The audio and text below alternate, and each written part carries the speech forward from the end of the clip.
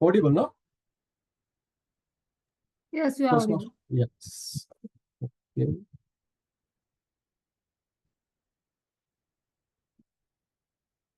Okay. Good evening, guests and fellow Toastmasters. A warm welcome to the 26th meeting of Sunday Live Speakers Forum Online Toastmaster Club. I am Toastmaster Kisan Jayatilaka, your Sergeant at Arms for today's meeting. I am sure you are as excited as I am. The meeting will be blocked for 2 hours and you are expected to stay for entire duration. Before we start the meeting, I want to highlight some key points. Your video should be on and your audio should be off. Your audio should be on only when you are called to speak and you need to speak. Regarding the topics of sex, politics, and religion, even though Toastmaster International does not put any restrictions on speaking such topics and sensitive topics at Sunday Live Speakers Forum. However, we request all speakers and role takers to be mindful, responsible, and abstain from accessing these any controversial views on these sensitive topics. Also, I urge you to be aware that as a club, practice diversity and inclusion in letters and spirit. Hence, ensure that there are no sexist, racist, such or any such undertones, create hostility and discomfort for members and other Toastmasters. Let me now call upon Master of the Ceremony for today's meeting. She is a chartered accountant by profession and Vice President of Sunday Live, Vice President of Education Sunday Live Speakers Forum. She is Toastmaster Sudharma. Over to you, Toastmaster Sudharma. Thank you. Thank you, Toastmaster Kishan. Shall we have a big round of applause to Toastmaster Kishan, our Sergeant at Arms for today's meeting. Good evening, dear fellow Toastmasters, listening Toastmasters, and guests. Today, our meeting purpose is to introduce the roles, meeting roles. First, I would like to, for the benefit of guests, I would like to tell you what are the roles in Toastmasters meeting. First, we have Sergeant at Arms role, then presiding officer will preside the meeting, that means ExCom member, executive committee member. Then Toastmaster of the day will continue the meeting. There is a evaluation called general evaluation session. Then general evaluator will generally evaluate all the speakers and role takers in the meeting.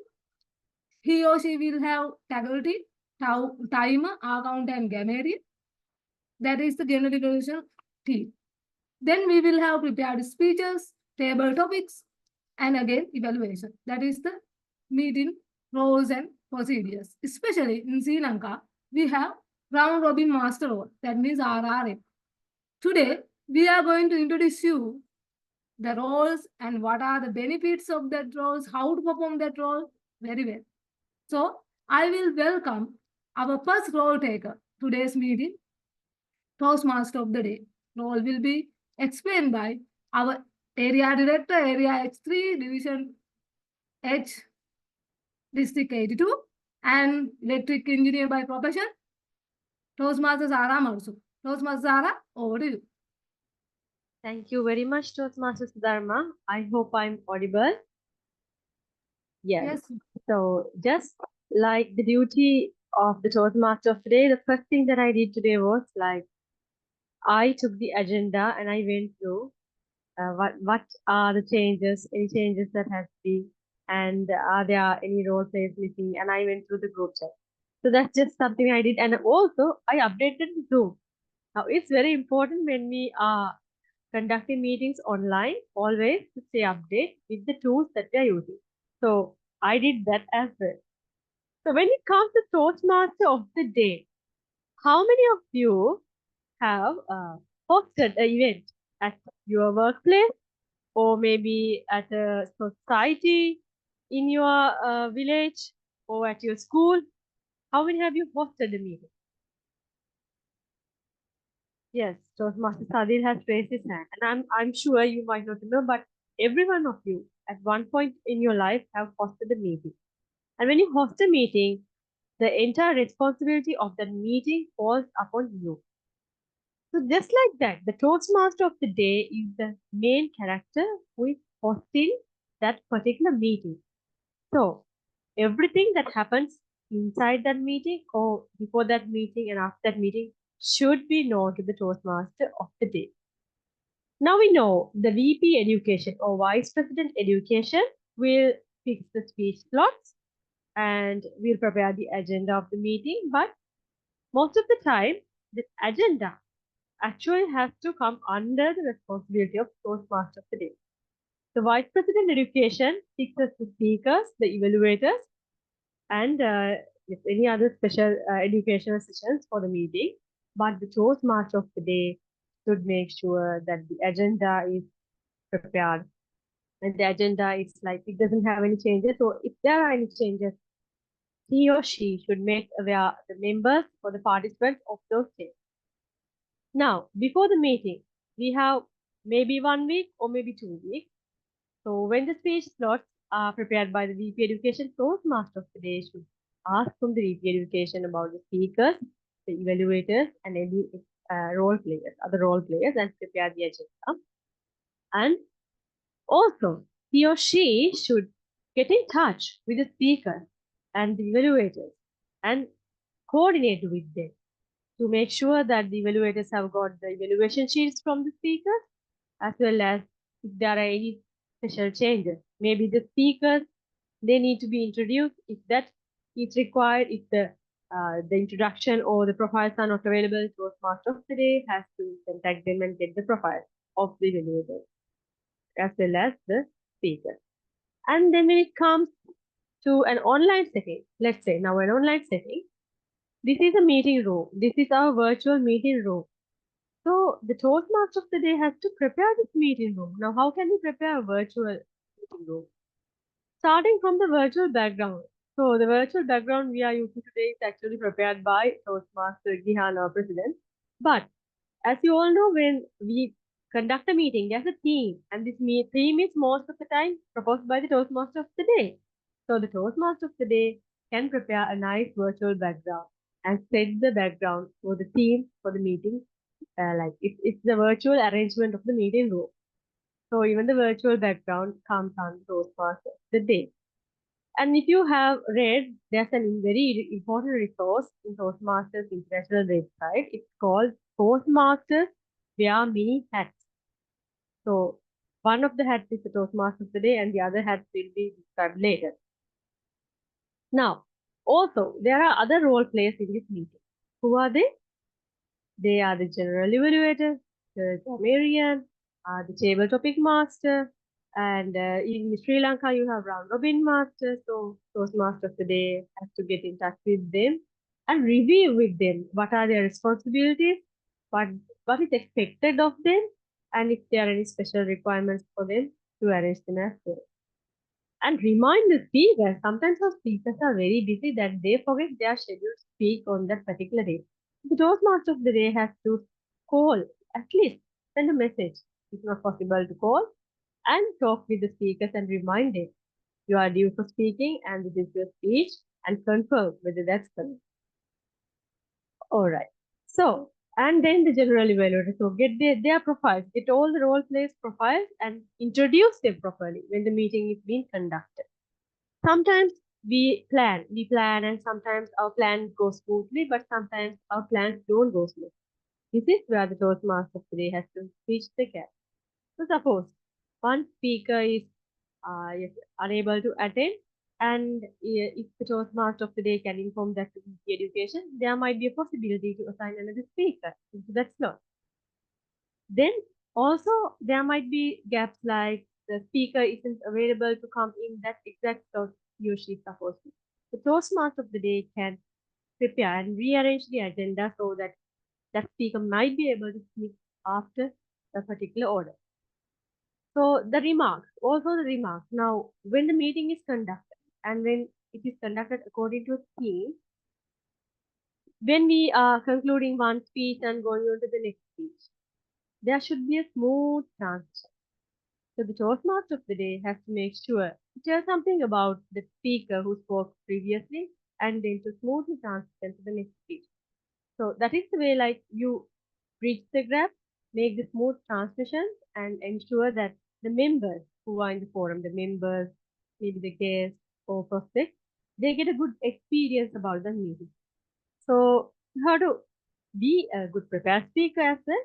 But on the day that you are Toastmaster of the day, you will have to become an impromptu speaker as well. And it's one of the most valuable experiences, but because of that, because you get to know how to arrange, plan, arrange, host the meeting, and do the follow-up things after meeting as a host. Don't wait till the last minute, Toastmasters of the day. Please try to arrange everything in advance so that you will be able to execute a smooth meeting. Any last minute changes, try to arrange them before the meeting starts. So if there are any changes to the agenda, you can announce them before the meeting is in progress. So that will be very easy for the other role players like the general evaluator and the speech evaluators, because any last minute changes, if they are informed at the moment on that time, even they will be feeling uncomfortable and put into trouble. So make sure that you avoid any last minute changes, and if that cannot be avoided, at least ensure that it can be changed and announced any changes to the agenda at the beginning of the meeting. And if you are in a physical platform, you should always sit in front of the meeting room. It's like that you are the chairing person of that particular meeting, you chair that meeting. Alright, so you have to be in front of the room, visible to everyone as the Toastmaster of the day. Maybe sit in front of the podium or side of the podium, somewhere that you can be seen. So if there's any requirement in the participants, you have to monitor that as even in a virtual platform, you can see the expressions or the signals or the raised hand or whatever the method the members or the speakers are trying to get your attention. So you have to pay to that attention to that as well. You are in charge of that meeting. Finally, like during the meeting, now when the meeting starts, you have to make sure that the meeting is very fun, enthusiastic, and it engages everyone, every member, like not to feel anyone, leave anyone feeling like they are not part of that meeting. So bring in that energy, enthusiasm, that fun, because our club, our motto is, Ralph Medley said that we learn best when we have fun. So the Toastmaster of the day has to ensure that everyone has a very good feeling, a good energy, good enthusiasm, and be sincere in your role.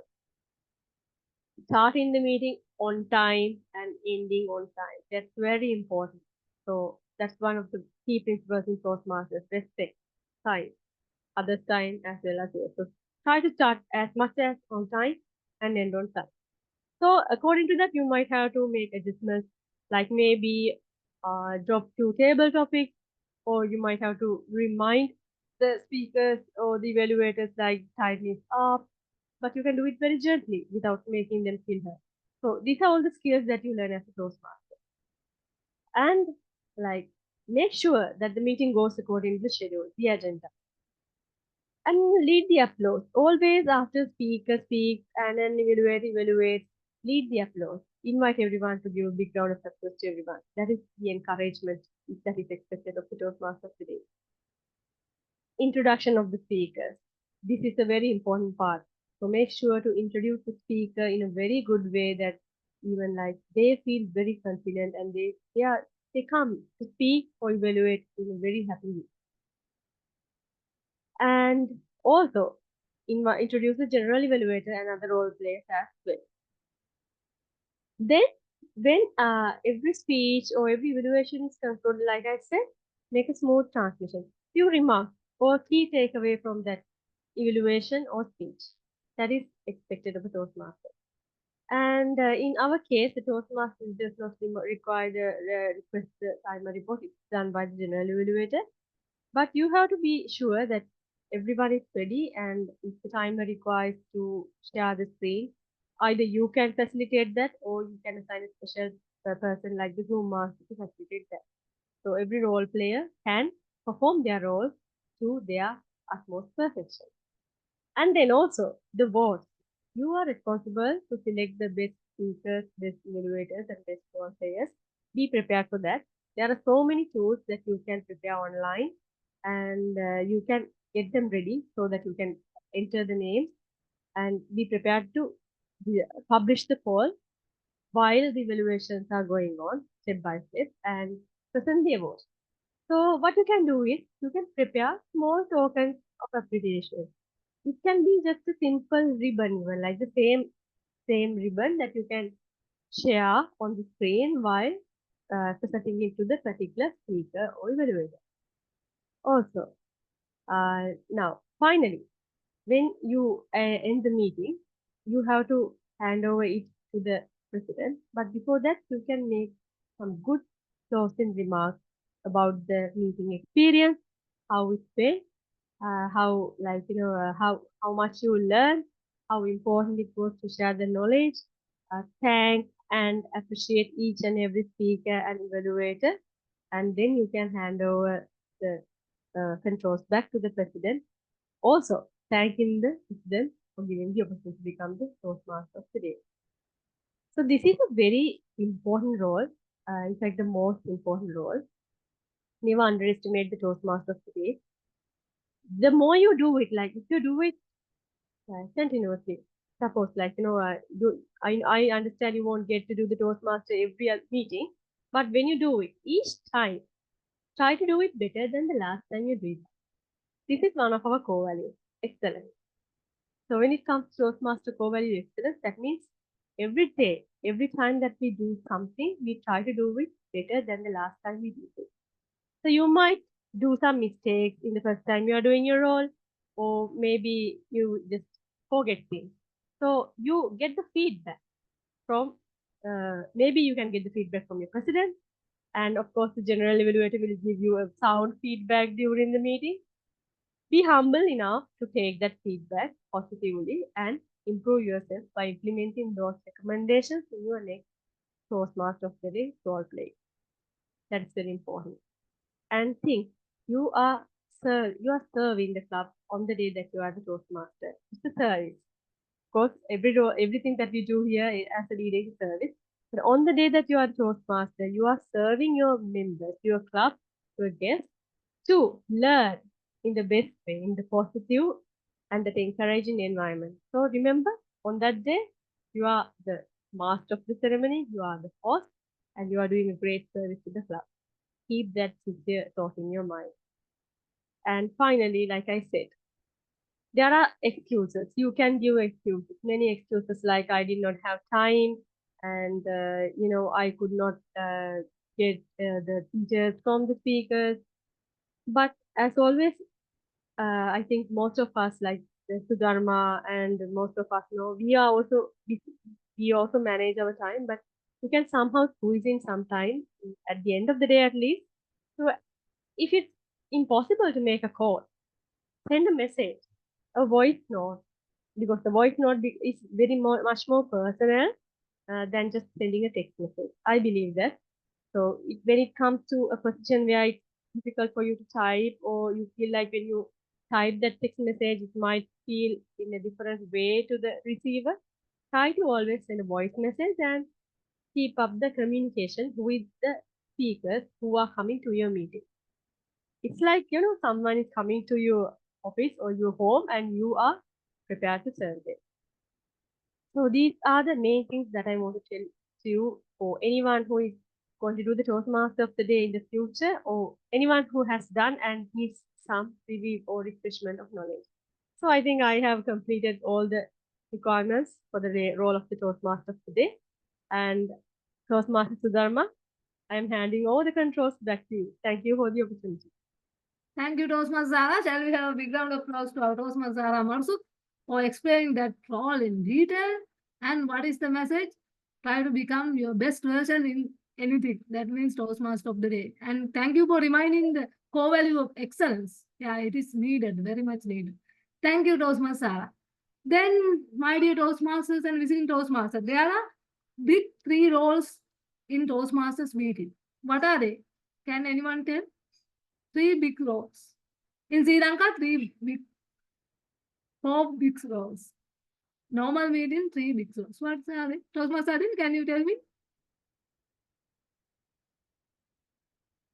Toastmaster of the day, Yeah. general evaluator, Okay. Table topic master. table topic master, and normal evaluation. Normal evaluation. Okay. In Sri Lanka, round robin master, I am giving that big role to round robin master. Then today, our next role description will be done by general evaluator. He is a content writer and passionate reader and division evaluation champion, district table topic champion. I have nothing to tell other than Toastmaster Joy and Joseph. Please explain how to do the general evaluation role to us. Thank you. Thank you so much. Am I audible? Am I visible? Thumbs up. Yes, yes. Yeah, okay, thank you. So before we start the general evaluation education session, let me ask you one question. How many of you have never taken a general evaluation role? Raise your hand. Never taken a GE role in your life? Only one person, 2 people. Everybody else has, okay, now the hands are coming up. Okay, nice. So we have quite a lot of people in this room who have never taken the GE role. Let me ask you a question. What do you think, to the people who have never taken the role, what do you think is the general job of a general evaluator? Just unmute yourself and make a comment. There's no right or wrong answer. Don't be scared. Oh my God, I'll give a wrong answer. No right or wrong answer. Just to know. Let's keep this interactive, right? For all the people who have never taken a GE role, what do you guys think a general evaluator's job is?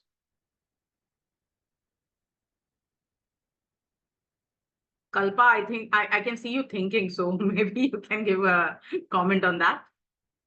What do you think? Yeah, control the overall evaluation process, like introducing each evaluators and control and make a flow and control of evaluation process. I think in charge of evaluation process, I think, yeah. Okay, kind of okay, thing. okay. Thank you. That was a fantastic answer. I love the word control because that is something we'll discuss in this session, that whether it's control or whether it's not control. But thank you, Kalpa. Anybody else? One more person. There are so many people who raise hand, right? You have never done a G role, but you've seen a G role if you have attended a meeting in Toastmasters, right? So what do you think a general evaluator does? No answers? Okay, anybody who has taken a GE role can answer now. Now I know a lot of people have taken GE role here. Zara, Sudharma. What do you guys think a general evaluator's role is? I think it's like it includes critical evaluation skills. Like we have to critically analyze what goes right in the meeting, what goes wrong, and then you have to think of ways how to avoid that and give the recommendations that are most important for them to correct them and, like I said, excel in the next version of the meeting. Okay, education session done. Zara gave all the answers right then and there. Like critically analyze, critically think, and so on and so forth. Okay. So see, general evaluation for me per se, I have done a lot of general evaluations. For some reason, I don't know, people just call me to be G. That is the role that I get most called for. And it is the most important and critical role in a Toastmaster meeting after TMOD. Obviously, the hard work is done all by the Toastmaster of the day. But a GE's role is very important because a GE is like a principal of a school. Imagine, okay? The principal of a school never comes into the classroom and teaches, right? He or she just has to sit back and make sure that the school is running properly. And if there is something not happening, then the principal is responsible to make everyone understand that, okay, this could have been better. This could have been something you could work upon. And this was really good, so we can keep it. So a general evaluator is like that principal who never comes directly into the meeting, but is responsible to analyze everything that's happening in the meeting and then give a feedback. Now, as Toastmaster Zahra mentioned, there is a very fantastic PDF called Toastmasters Wear Many Hats. Okay, this PDF is actually published by Toastmasters International. I will put the link of the PDF in the chat box. Every newcomer, every new member of Toastmasters, I urge you guys to go and check out this PDF. Okay. Now here is a snippet of the general evaluator's role in this PDF. Can you guys see the screen shared? Is it visible? Yeah. Okay. Yes. So if you look at general evaluator, see, he is a member who evaluates everything that takes place through the meeting. But the most important point for a GE is he provides excellent practice in leadership skills. Okay, this role provides excellent opportunity for leadership skills. Now, how? We all say we do everything as a service for the club. And that's true. End of the day, it's a service. But when you take up a role as a general evaluator, you also get a lot of benefits. And what are the key benefits of a general evaluator role? Number one, critical thinking. Second, planning. Third, preparation, organization, time management, motivation, and team building. Lot of big words they have thrown in into that GE role. Like, you know, Toastmasters love using all these big words. So let us take a couple of these words and analyze. Is this true? Number one, critical thinking.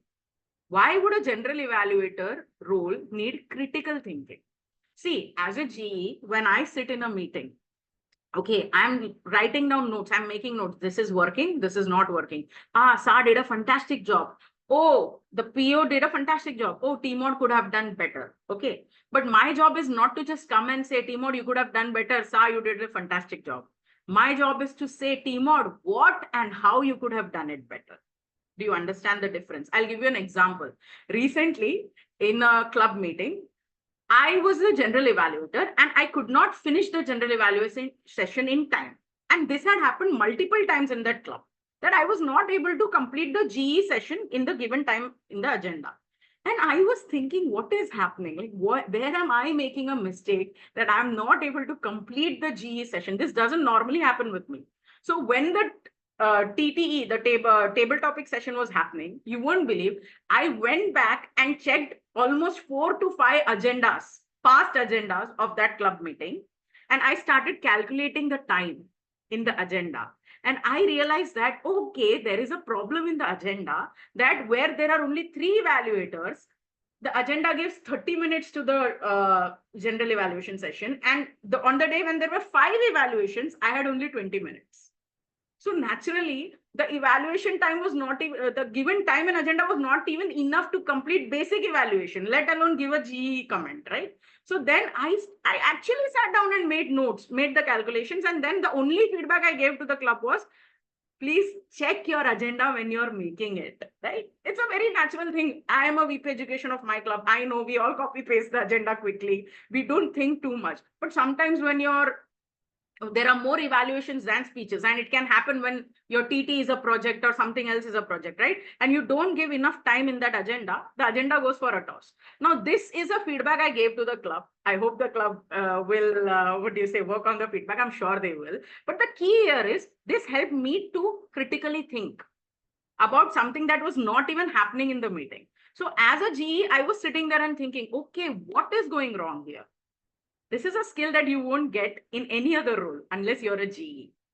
Okay. Then comes the role of motivation and team building. Again, motivation. Why would a general evaluator need to be very motivating? General evaluator has the power to make or break every single role player in the meeting, because you give a comment on every single role that's happening in the meeting. Okay. So if you are not motivating, you're not encouraging, there is a very good chance that you can break the person who's standing there and speaking. And I've seen that happening. Sometimes GEs, they are not motivating and encouraging, and that makes the person sad. Like, you may not be very positive when you give your feedback. You have to be, right? And this is not just for prepared speeches. Imagine you're going to give your feedback for your SA, your PO, your TMOD, every single person in that meeting. Very tiring, but very good for the GE, because he or she learns the art of giving feedback in a very positive way. So this is a skill that you build. There are many other skills, but let's go deep into what actually a G needs to do. Now, this is divided into 3 parts. Okay. Before the meeting, what is the roles and responsibilities? During the meeting, what are the roles and responsibilities? And after the meeting, what are the roles and responsibilities? There are 3 parts where a G needs to focus. Now, let's go to the prior to the meeting. Prior to the meeting, before even the meeting starts, what does the GE do? Now here, if you look at, I don't know whether you can see the comment session that I've made. You can, hopefully. Okay. Yeah, I can see. So, okay. So the main thing is, most of the Toastmasters clubs have a role players group. Most of them, not every, but most of them. Now, you will be added as a general evaluator into the role players group. So as a GE, what I do, I keep an eye on what is happening in that role players group. This shows you whether the TMOD is preparing in advance. And as a general evaluator, you have to keep an eye on everyone, the TMOD, the SA, the VP education also, if needed. What are they doing? And how do you get to check that? When you keep an eye on this role players group. Okay, so the moment you're added, you keep an eye on the role players group. What are they talking about? Are they asking for the introductions? Are they asking for the information that is required? Are they asking for the evaluation details that are required? So this is before the meeting. Second, agenda. Is the agenda prepared on time? Now, what is the best time to prepare the agenda? 2 days prior to the meeting is the best, but that does not happen every single time. So you may take your time. 1 day at least before the meeting, the agenda needs to be prepared. And the third most important thing as a general evaluator you have to focus on is, have all the evaluators got their project details and the evaluation sheet. Now, what are the project details and evaluation sheet? Your VP education will tell you in detail. I cannot go in detail about that. But this is the third and the most important thing you have to keep in mind as a general evaluator. In many clubs, the TMOD or the VP education takes care of it. You don't even have to talk to the evaluators, but it's your responsibility. If something goes wrong, then you are responsible that the evaluator was not prepared. Now, when you come to the meeting, what do? You take care of your team. Now, general evaluator has a team. The team is known as tag team or taggle team, depending on which part of the globe you are from. Some, some clubs have extra role like a listener, some don't. So basically it's timer, R counter, grammarian. So the first thing is you need the introduction of all of these people, timer, R counter, grammarian. If there is a listener, then yes, because it is your job as a general evaluator to introduce these role players in the meeting. So get their introduction from the TMOD or the VP education, depending on who is taking care of that. And you also have to get the introduction of all the evaluators. This is very important because when you're called upon, when you start your final session of general evaluation, you first call the evaluators and you introduce them. Again, let me tell you something. This differs from club to club. There are some clubs where the TMOD introduces the evaluators, while there are some clubs where the G introduces the evaluators. So even before the meeting starts, you should talk with the TMOD and confirm who is going to introduce the evaluators, who is going to introduce the taggle team. Get this confirmation, but keep these introductions with you in case. And during the meeting, keep the agenda open with you. Whenever I'm in a meeting, even right now, I will always have the agenda open with me. Because as a general evaluator, you also have to see that whether the agenda is being maintained by every single role player. Okay, so all the introductions of the taggle team and evaluators and the agenda. Now, during the meeting, take notes. When the SA speaks, take a note on the SA. When the PO speaks, when the TMOD speaks, when somebody who shouldn't speak also speaks, take a note on that. Take a note on every member, role player, guest player who has spoken in the meeting or who should have spoken and has not spoken in the meeting. Okay, take a note and maintain the note in your hand. What I do personally, I always, before the meeting, when I'm a GE, I open the agenda and I write down the names of all the role players and I keep a block of space left so that when that person comes and speak, I just take notes on the spot. Okay, this is what you do during the meeting. And this is, your club is an online club. So where do you sit? It doesn't matter. But by chance, if you get a chance to go in an offline setting, then as a GE, you may sit in the front or you may sit at the back. The back is even better because you get a view of every single person in the room. As a GE, many times I had to also make a comment that people are moving out of the room. during the meeting, please don't do that, or that's not a good what is it, tradition that you should follow. So all these comments come under the GE's purview. So this is what you do upon arrival of the meeting. Now during the meeting, as I said, make a list of all role players, make notes on each roles, every single role. From the agenda, you will get all these information you have to make.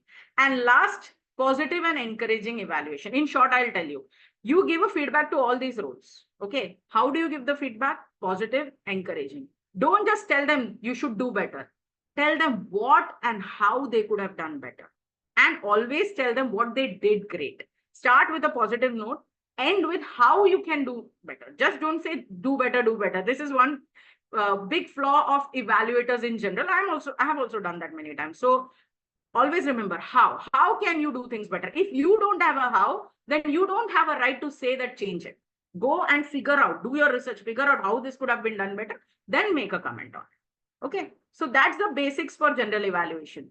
Remember, always you have to, let me end it by saying this one thing. As a general evaluator, what are you doing? You're providing feedback. That's what are you doing most of the time. Okay, now what I always tell this, what is the motivation for a role? Every role that I take in life, in fact, anything that you do, right? There should be a motivation behind the thing that you're doing.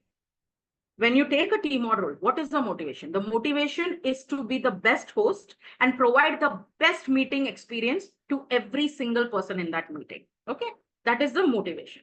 When you're a general evaluator, what is the motivation? For me, the motivation as a general evaluator always have been to give the best feedback so that the club grows. Every single time that I am a general evaluator, I go with this intention that today I'm going into this meeting, I must be able to help as many people as I can. And that is the beauty of this role, GE role. You get a chance to help the majority of people as a general evaluator, because you're giving feedback to almost every single person in the meeting. So with that motivation, if you take the GE role, my dear friends, even if you're not a great general evaluator in the beginning, even if you yourself don't know what these roles mean and what these roles entitle in the beginning, that's fine. Your motivation is to help and give a feedback in such a way that people grow and the club as a whole grows. You will do a fantastic job. And last point, GE role comes with experience. The first time you become a GE, you will be like, I don't even know what I should say to the sub. That's fine. Just say you did a good job, fantastic. Go move on to the next person. With experience, you start seeing the trends, the patterns, the critical analysis that I talked about, the leadership skills that I talked about. This all comes with experience. So take GE role as many times as you can, and you will realize that your club grows, you're helping other people, but you also are developing your skills as an individual.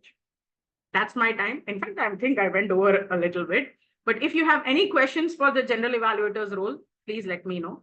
This is the very basics, my dear friends, because you guys are new. There is a lot of advanced things in a general evaluator role. I'm sure your VP Education someday will conduct a session for the same. Thank you, and over to you, Sudharma. Thank you, Toastmaster. I'll put the link of that. Okay, you have put the link for the Toastmasters wear many hats, Sudharma, in the chat. I see a PDF, that's why I'm asking. That is agenda. Okay, I'll put the link to that PDF.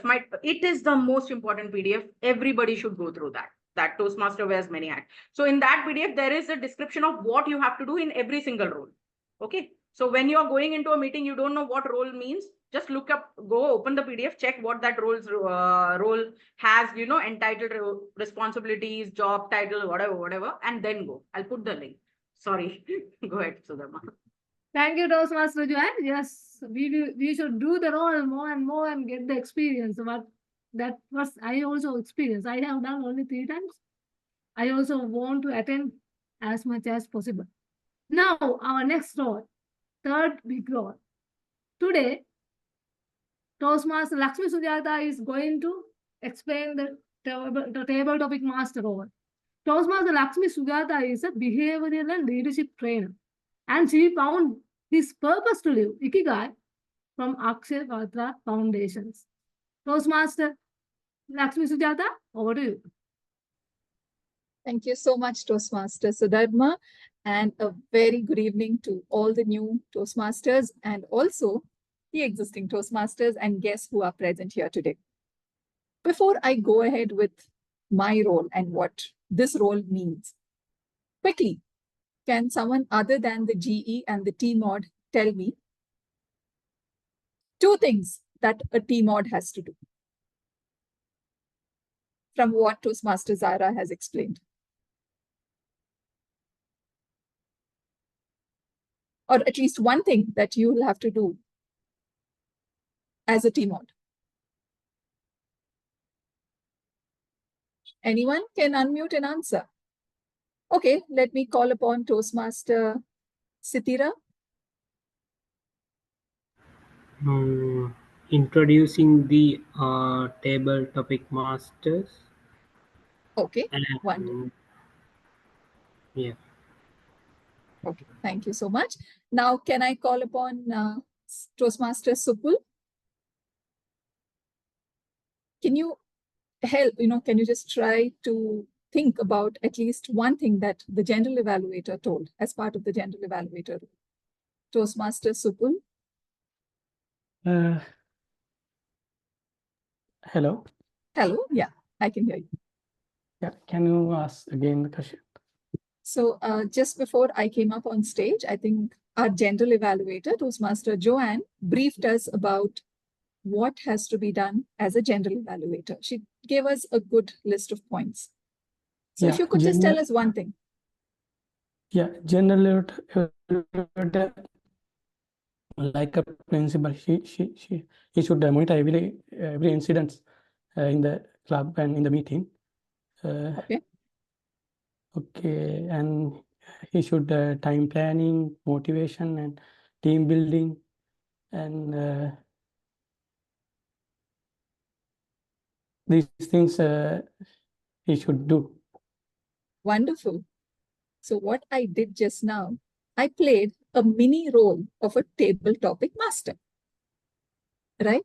So who is a table topic master? Why is a table topic master's role so important? How does a table topic master benefit from this role? And how do participants of table topic session benefit? These are the few things that I'm going to cover.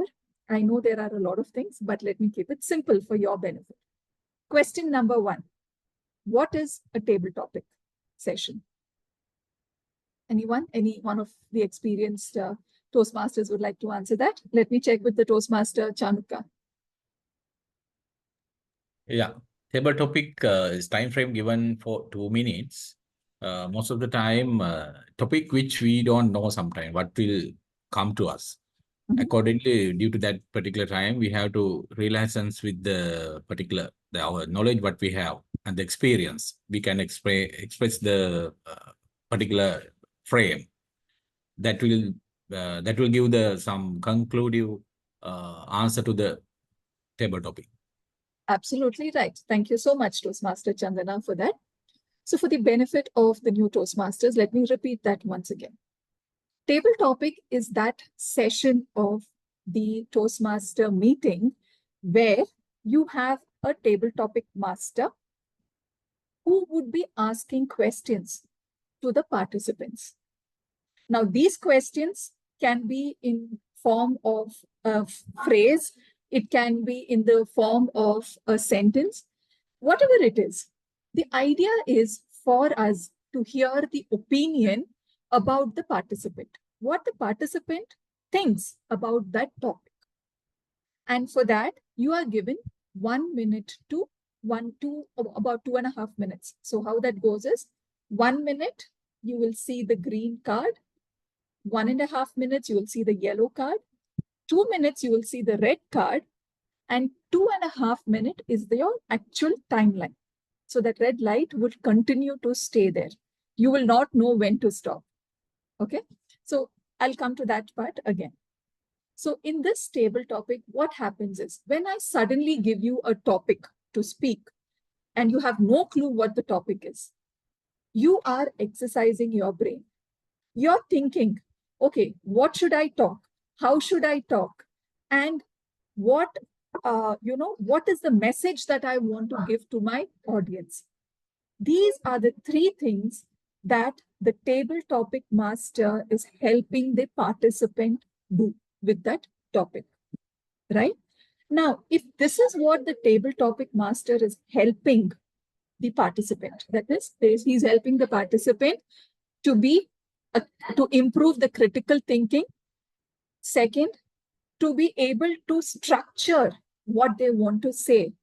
And most important, I'm sure we've all heard about the elevator pitch, right?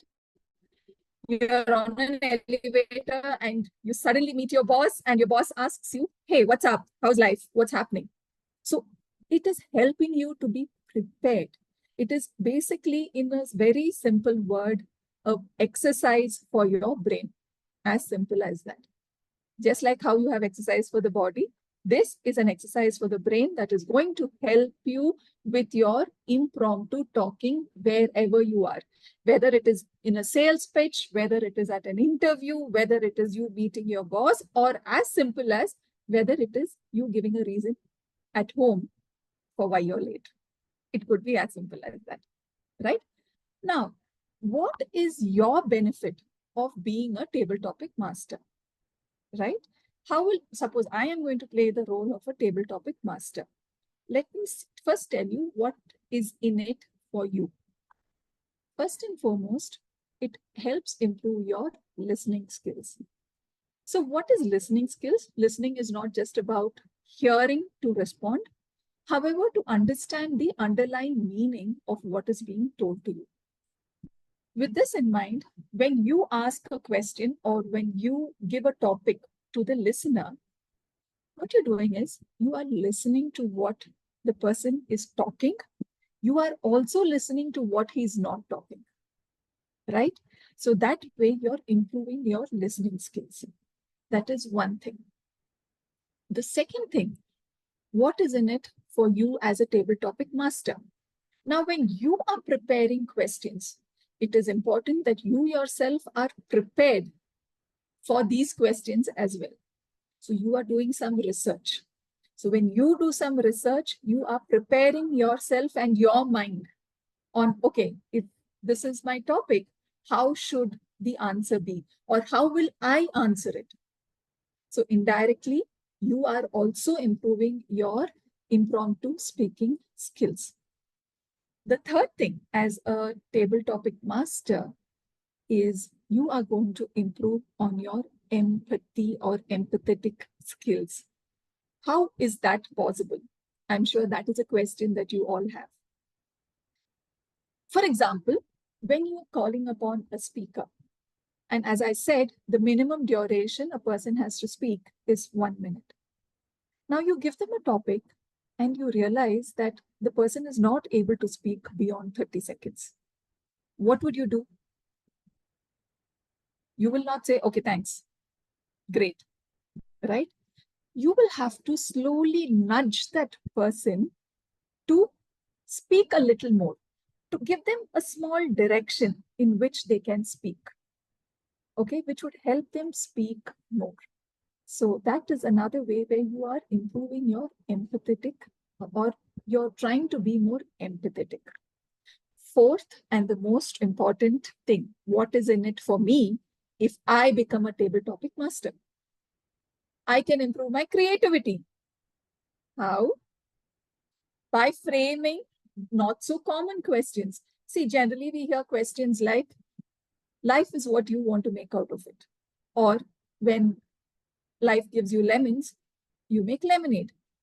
How do you reframe these questions in a more creative way? Right? So you are working your brain again. You are trying to see how you can get more creative. Second thing, how can you get more creative? See, generally what happens is in a table topic, the table topic master will give you a topic and they expect the person to speak. Now you can do something different here. Make it in a debate format.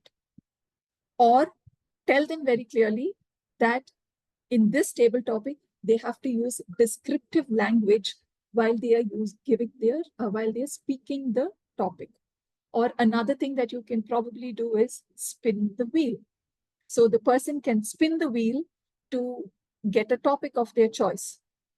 Or another thing they can probably do is, there was something very interesting that I saw recently. Yeah, you're given a few words. Okay, you give them words. You don't give them topic. You give them few words and ask them to build a story out of it. My God, that's like so many different ways that you as a table topic master can improve your own creativity, right? Now you know why you should take up a table topic master's role. I hope that is clear. Now coming to how do you do a table topic master's role? First and foremost, if there is a theme in the meeting, ensure that the questions that you form are in line with the topic. Why? The reason is you are helping the people to go more into that particular theme and understand the theme better. You are acting as a catalyst there or as an enabler to ensure that people understand that topic or the theme much clearly. Second thing, when you prepare the questions, please check in the agenda how much time you have. Like suppose you have 20 minutes for a table topic, you should know that each question or each person can answer up to 2.5 minutes. Take the maximum limit. Based on that, decide how many questions you will be able to ask. Suppose you see that you have like time for say 5 questions. Please keep 8 questions ready, right? Why? Because in case the T-mod feels that the people are enjoying it, or sometimes suddenly the last minute one prepared speaker has dropped out, table topic session can increase, right? More than the agenda. So in that way, you will be able to give more, more questions. So you have those questions ready with you. The next thing what you have to do as a table topic master is, before you start the table topic session, make the participants understand why the session is important and why they have to play a role in this. Okay, why do they need to participate? Which is obviously critical thinking, improving these overall structure, and improves your impromptu speaking skills. The next thing that you can do is, how do you pick people to speak? Very important and crucial point. First, give chance to a seasoned Toastmaster. Okay, the first and the second speakers, let them be a seasoned Toastmaster. Why? Then you go call a guest, call about 4 guests after that. Because when a seasoned Toastmaster speaks, the guests will understand how they have to perform. The next thing that you'll have to consider here is, who are the seasoned Toastmaster? You give opportunity to those Toastmasters who haven't spoken much in the, in the meeting today. So that way, they will also get a turn to talk. But and important, when you call out for volunteers, if you're not getting volunteers, please feel free to take out names. Because the more we wait for them, your time to conduct the table topic session is reducing. Correct? So ask, are there any volunteers? No response in 2 seconds or 3 seconds, go ahead and pick up a volunteer. That way you're saving time. The last point as a table topic, as like in the case of a T-mod, you are an enabler here, which means your role is to give the other person the chance to talk. So after you listen to a person delivering their table topic, please tell them in just like one line what you understood from that topic, whether you agree with that or you don't agree. But please don't go beyond one line, because then that would become another table topic by in itself. And you're, making one person lose the chance to talk. So overall, this is what a table topic master generally does. Be prepared based on the theme. Second, have extra questions prepared. Third, have creative ways of conducting table topics.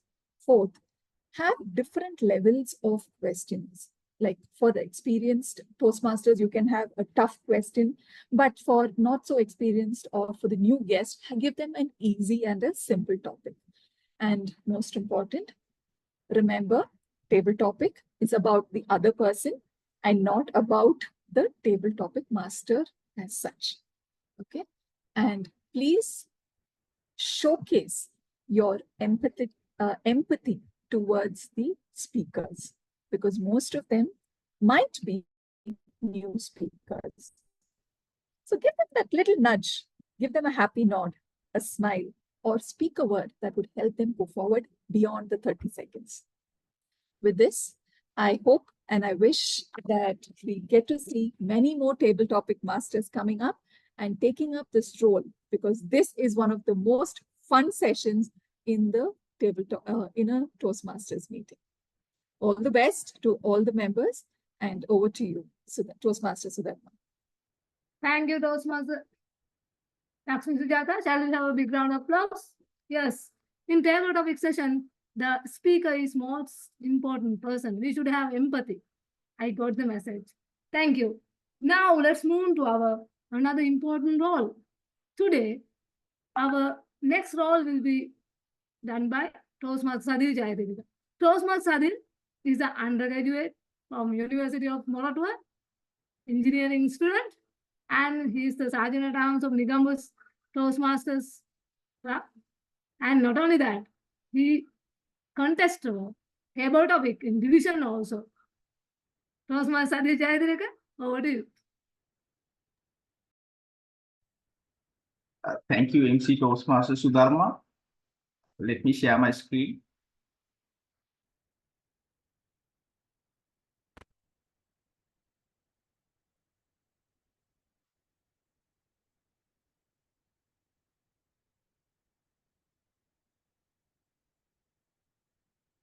Okay, can you see my screen? Is that visible? Yes. Now, okay, thank you. You know what I'm going to talk about just by looking at my screen. Of course, it's about evaluation and feedback. One of the most beautiful things in Toastmasters is that for everything you do here, maybe it can be Toastmaster of the day, table topic master, round robin master, it can be a prepared speech, it can be a table topic speech, it can be even an evaluation. You will get a feedback for everything you do here. That's the beauty of Toastmasters. But we don't give regular feedbacks. In Toastmasters, we foster something called constructive feedback. Now, before moving on to that topic, constructive feedback, I want to ask you a nice question.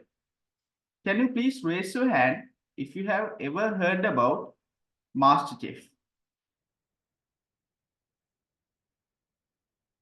Have you ever heard about MasterChef? You can use your raise hand button. Yeah, some of you know, but basically MasterChef is a competition where you have to cook for the judges and the best chef wins. Now I'm going to show you a small video clip where one of their judges is giving a feedback to one of their contestants. Just let's take a look. I tell you, it's burnt. It doesn't taste burnt, I promise you that. Eric. Yes, chef. I don't like it when people tell me I'm wrong. If chef tells you it's burnt, it's burnt. I understand, chef. Don't argue. Because if you argue, we don't want to teach you.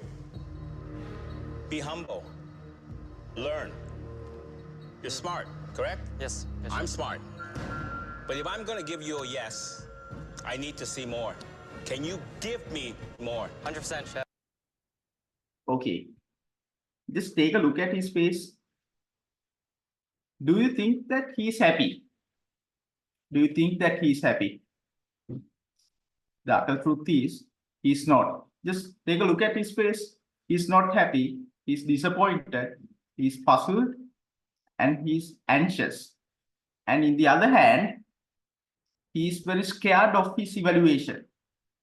We call these types of evaluation as destructive feedbacks. These are definitely destructive feedbacks. Suppose you are this chef, and that judge is your current or future mother-in-law, and you have cooked a nice meal to her, and she gives the exact feedback for you. What do you feel? Would you like to cook for her again after hearing such feedback? Raise your hand again. Do you like to cook for her after hearing such a feedback? No one is raising the hand, right? No one likes to hear such feedbacks. We call those types of feedbacks I tell you, bro. as destructive feedbacks. Now, what is a destructive feedback? After giving the evaluation, if the speaker don't want to speak again, if he's disappointed, if he's anxious, and if he's frustrated, and definitely if he doesn't want to speak again, we call those types of feedbacks as destructive feedbacks. After emphasizing on these destructive feedbacks, you will definitely know what is constructive feedbacks. What is constructive feedbacks? After listening to your feedback or evaluation, if the speaker wants to speak more, if he is happy and he loves to embrace what you have told to him, and if he loves to adapt your instructions, my dear friends, we call those evaluations or feedbacks as constructive feedback. Now, this is what we promote, we foster in Toastmasters International. We promote constructive feedbacks always. Now, this is like a driving lesson. At the beginning, we have to learn what are those every elements of the car. This is the steering wheel, this is the clutch, this is the brake, this is the accelerator, this is the gearbox. Likewise, in the context of evaluation, at the beginning, we have learned how do we, what is constructive feedback, destructive feedback. And what do we have to learn next? Next, we have to learn how to start the car. And the next question must be, how do we evaluate? What should we evaluate? What do we evaluate? Now, when we ask this question, two things pop up immediately. First one is the speaker, and the second one is the speech. Speaker and the speech. Now, basically, speaker is just a human being who delivers the speech. Nothing more than a human. And what is the speech? Speech is what the speaker delivers. The speech not only contains the words that speaker utters, but also it contains the proper eye contact, the open palm gestures, his body language, how he utilizes his voice variations. It all includes under the speech. Now, I have another question. As evaluators, what do we evaluate? The speaker or the speech? The person who delivers the speech, speaker, or what the speaker delivers, the speech? Can anyone answer? You can simply unmute yourself and answer. What Both of them. Speaker and the speech, both of them. Actually, that's not the case. We, as constructive evaluators, first of all, thank you for giving that nice answer. But as evaluators, we have to evaluate only the speech. We don't care about the speaker. Speaker can be fat, he can be tall, he can be short, he can be white, he can be black, he can be your best friend, or he can be your worst enemy. He can be Mahinda Rajapaksa, he can be Ranil Wickremesinghe. Regardless of the speaker, you have to only emphasize on the speech. Okay, we have to only evaluate the speech. We don't evaluate the speaker. If we evaluate speaker, we are not constructive evaluators. So always remember, we have to evaluate the speech. Now again, back to driving session. First of all, we have to learn all the elements of the car: the steering wheel, the accelerator, clutch, brake, gearbox, and then we have to learn how to start the car. Likewise, we learn what is constructive feedback, what is destructive feedback, and what do we have to evaluate. We don't evaluate the speaker, but we only evaluate the speech. And the next question, we know how to start the car, but how to drive.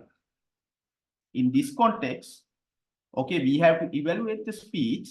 What elements of the speech should we evaluate? Now, we can divide those elements into two main categories. First one is the content. Second one is the delivery. Content means the content of the speech, while the delivery means how the speaker delivers the speech. Under content, we have structure. A good speech should have a good structure, a proper structure, a smooth flow. The speech should have smooth transition. And secondly, and this is one of the most mandatory things, your speech should be relevant to the audience. You can't just come up here and deliver speeches. We have to think about the audience as well. For an example, if I come up here and talk about Mahinda Rajapaksa, now it's a very controversial topic. Some people like him while some people don't. So it is an irrelevant topic for the audience. So again, we can't just come up here and deliver speeches. We have to think about our audience as well. And thirdly, the purpose. In Toastmasters, our speeches should have a proper purpose. We can't deliver speeches without any purposes.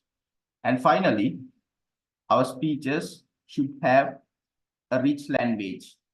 There are a plethora of literary devices you can use to decorate your speech, such as similes, metaphors, rhetorical questions, anaphoras. The grammarian will definitely explain about those things later.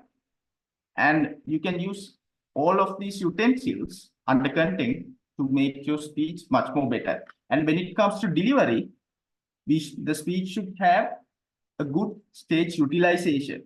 Now, you can't just walk on the stage here and there. In an online meeting also, we can just remove our background and use the space around us. So it's not restricted just for the physical meetings. Stage usage is valid for online meetings as well. Now we have to use the stage more purposeful stage usage. And we should have a proper eye contact as well. Why? Because if you don't maintain a proper eye contact, you will definitely lose the attention from the audience. Now, in the context of online meetings, we should have a proper eye contact with the camera. Now, next is the body language.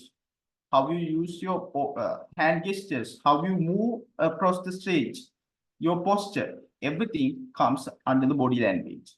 And finally, we have vocal variations. Vocal variations, the tone comes in.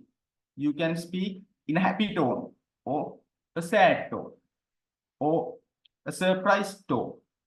The tone and the pace. Pace means the speed you are talking. You can talk in a high speed, or you can decrease the speed to gamble with the emotions of the audience. And you can use the pitch as well. Now, if you are talking as a female, you can use a higher pitch. While if you talk as a male, you can use a lower pitch. You can use pitch, the frequency of the sound, for character differentiation. And finally, we have the volume. You can increase the volume and decrease the volume to, showcase the emotions to the audience. Now, these are the elements we have to evaluate. Now, some of the elements, the speech might lack, while the speaker excels the rest. Now, again, let's move on to the driving license class, the driving school. Now, first of all, we learn the elements of the car. Then we learn how to start the car. Then we learn how to drive. But it's very mandatory to learn about road rules as well, right?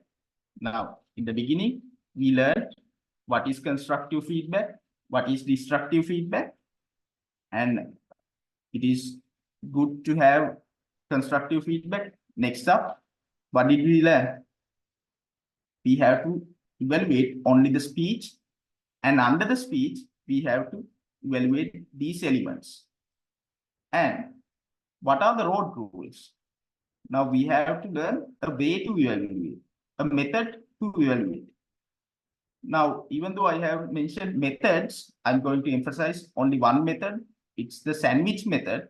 And this method is used almost all the Toastmasters intentionally or unintentionally. This is a great method to emphasize on constructive feedback. Now you start by expressing what you felt about the speech.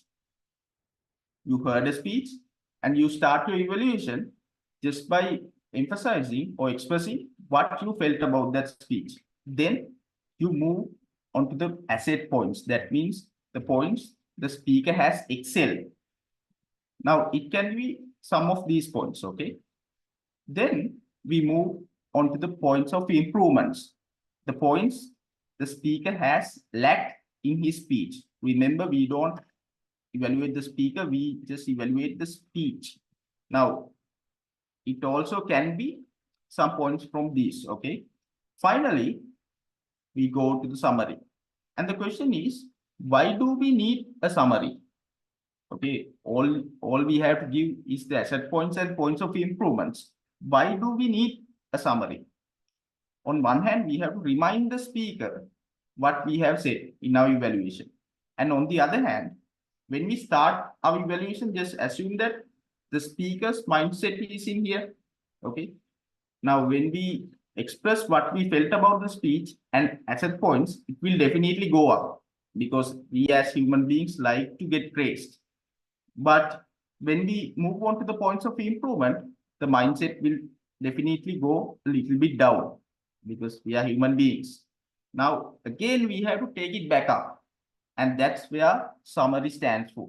So we need a good summary. We have to congratulate the speaker and invoke him or her to do more speeches at the end. So we all include that in the summary. So this is called the sandwich method. There are 4 main elements: what you felt about the speech, asset points, points of improvements, and finally summary. And if you squeeze all these points together, what do you get? You get a nice, juicy sandwich, isn't it? You get a nice sandwich as well as a nice evaluations. Now, finally, before you evaluate, before the meeting, have a small chat with the speaker. Ask what areas should we evaluate of his speech. Have a small chat. How do you feel prior to the speech? Are you nervous? Are you good to go to the speech? And ask for the evaluation sheet as well. Next thing, when you are delivering your evaluation, limit the points of improvements to 2 or 3 points. If you exceed 3, it will no longer be a constructive feedback, because if you give more than 3 improvement points, it will ultimately become a destructive feedback. So limit those points to 2 or 3. Then, in the summary, encourage the speaker to do more speeches. Wish him best of luck for his future. So encourage the speaker to do more speeches in your summary. And another question, what if you note down more than 3 improvement points? Then tell about it after the end of the meeting. Tell the rest after the end of the meeting. You can either call the speaker or meet him physically, or just put him in the message, or simply fill the evaluation form and send it. You can write all those improvement points where you didn't mention in your evaluation, in that evaluation sheet. You can send it after the meeting, and you can meet him personally and tell it as well. Now, this is how we evaluate. Now, the next question, why evaluations? Why do we evaluations? Why evaluations? Now, when it comes to the driving context, why do we drive? We drive to travel, isn't it? Now, why do we need evaluations? Suppose your daughter or your wife or your partner comes to you and asks, how's my dress? How can you answer? If you know how to deliver a constructive feedback, you can answer this question without hurting her mind. Suppose your mom, your partner, anyone who knows has cooked food for you, and she asks, "How's my food?" And how can you answer? If you know how to deliver a constructive feedback, my friends, you can answer those questions without hurting their minds. Now, that's one of the most important points when it comes to mastering evaluations. If you master evaluations, you can give answers to people without hurting their minds. It's very important. And it's very mandatory when it comes to the professional life as well. Managers know what I'm talking about. And to give a nice evaluation, you have to listen to the speech and you have to be analytical as well. So it will improve listening and analytical skills as well. So evaluate. These are the plus points if you master evaluations. The thing I like most is you can answer questions given by people without hurting their minds. That's very important. I hope you will master evaluation throughout Toastmasters International. And I have planned for the Q&A session as well, but we don't have time, I think. So you can drop a message through the chat box, and I would like to give the control back to our MC Toastmasters. Thank you, Toastmaster Adil. Shall we have a big round of applause to Toastmaster Adil Jayadilak? Yes, Toastmaster Adil. I remember my immediate boss and my current boss with your evaluation session. My immediate boss was like a Toastmaster. My current boss needs to follow evaluation method. I can say that. Yeah, we have to apply this evaluation method, sandwich method, as you say. Okay, now we move to our next role.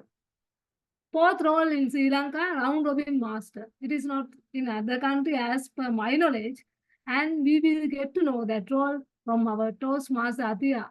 Toastmaster Fatima Atia. She is the VPPR of Sunday Live Speakers Forum. Not only that, currently she is engaging internship in CEB, Ceylon Electricity Board, and he is the most enthusiastic person from VPPR side. You can see her in that our divisional conference marketing team.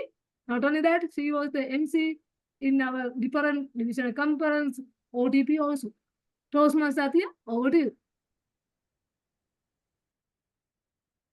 Thank you. Today our MC is Toastmaster Sudharma for that wonderful introduction. So first I will ask a question. What do you know about the round robin master or round robin session? Definitely you know something else, I think. Mostly Sri Lankans know because we are mostly in Sri Lankan clubs only, we are conducting round robin session. So give me a 1 point that what do you know about this round robin session? Anyone freely can answer. Warm-up session? Yeah, great. That is a great answer because warm-up session. So give me a second, I will share my screen.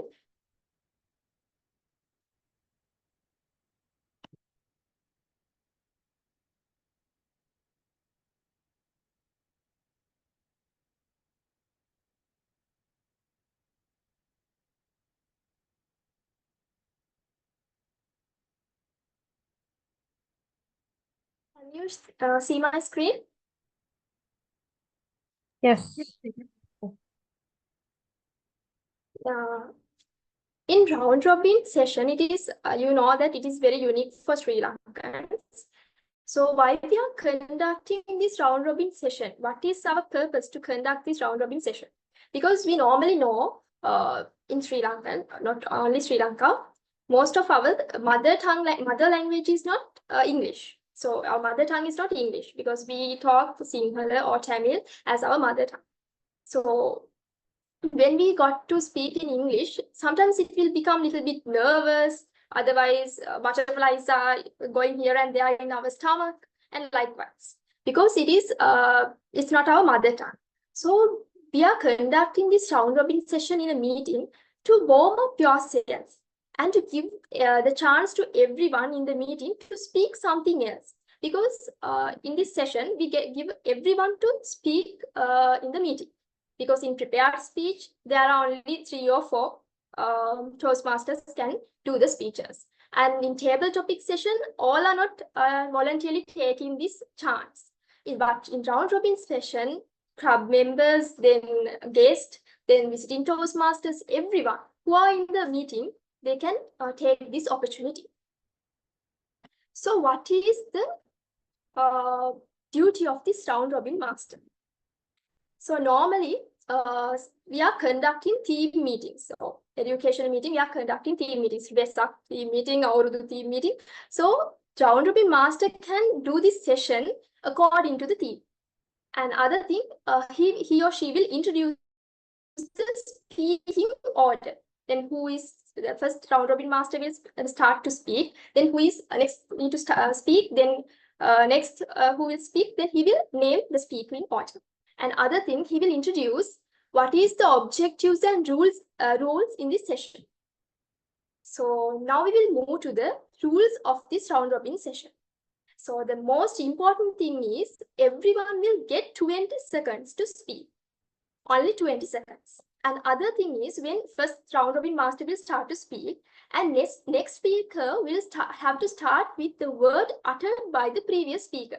That means, for example, now round robin master is speaking something else, and he will end up at the 20 seconds from word of mother. Then next speaker should start from the mother. Something he can relate it to the theme. For example, if we choose the Vesak theme, then he can relate it mother to a Vesak theme and can speak to only 20 seconds. And sometimes some guests are not like to speak and sometimes nervous or shy or something else. Then they can say simply pass, can choose the pass option. Because everyone wants to speak, sometimes we giving the opportunity, they want for the first time, they won't know to speak, what to say, or a little bit nervous and shy, they want to only listen and need to observe the flow of the meeting, so they can say just pass and give the chance to the next speaker. So why we are conducting this session? At the beginning, I say English is not our mother tongue. We need to improve these speaking abilities and speaking skills. So to break up our ice and warm up ourselves. So that's why we are conducting this session specially. Then we can, when we, after joining for the round robin session, we will just connect with the audience. And we speak something else for 20 seconds and we will connecting with the audience and we will break up our ice and we are warm up. And other thing is we can improve our speaking and listening skills because we need to carefully listen to the speaker. What is he or she telling? Because we need to speak that word uttered by the previous speaker. So we need to listen very carefully. Then we can improve our listening skills also. So those things are mainly in this round robin session. So it is very unique for Sri Lanka. So I think you all can get some idea about this round robin session. If you have some doubts or need to know something else, you can ask me or drop a message because due to the time limit, cannot conduct a Q&A session. So you can drop a message and you can ask about more details about the round robin session. So thank you all. Over to you, our MC Toastmaster Siddharth. Thank you, Toastmaster Satya. Shall we have a big round of applause to Toastmaster Satya? In our meetings, we have not conducted this round robin session more than 3 times, only 1 or 2 times. Toastmaster Zara and Toastmaster Satya only conducted. That's why I appointed Toastmaster Zara round robin session because I also want to know. Then thank you, Toastmaster Satya, for conducting the session. We will hope to run this role in our future meetings. Okay, let's move to our tag team. That means general evaluator has a team, timer, counter, grammarian. We will do that roles one by one. 5 minutes for each role. Today, our timer is our own Sunday Live Speakers President, Toastmaster Gyan Vikramasinghe. He is an engineer by profession and he is very enthusiastic in charity works and gardening, badminton. Over to you, Toastmaster Gyan.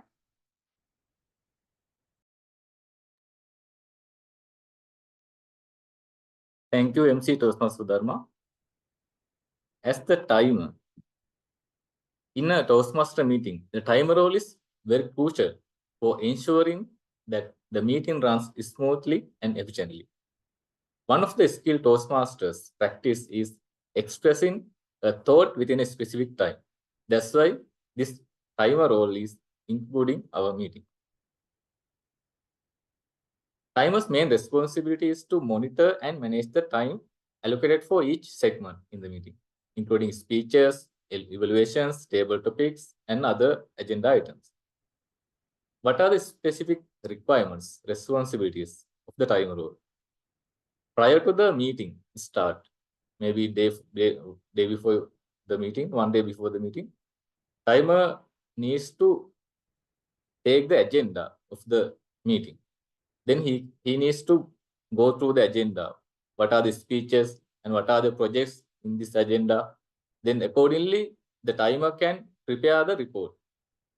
Because within the meeting time, the time is not sufficient for preparing the report.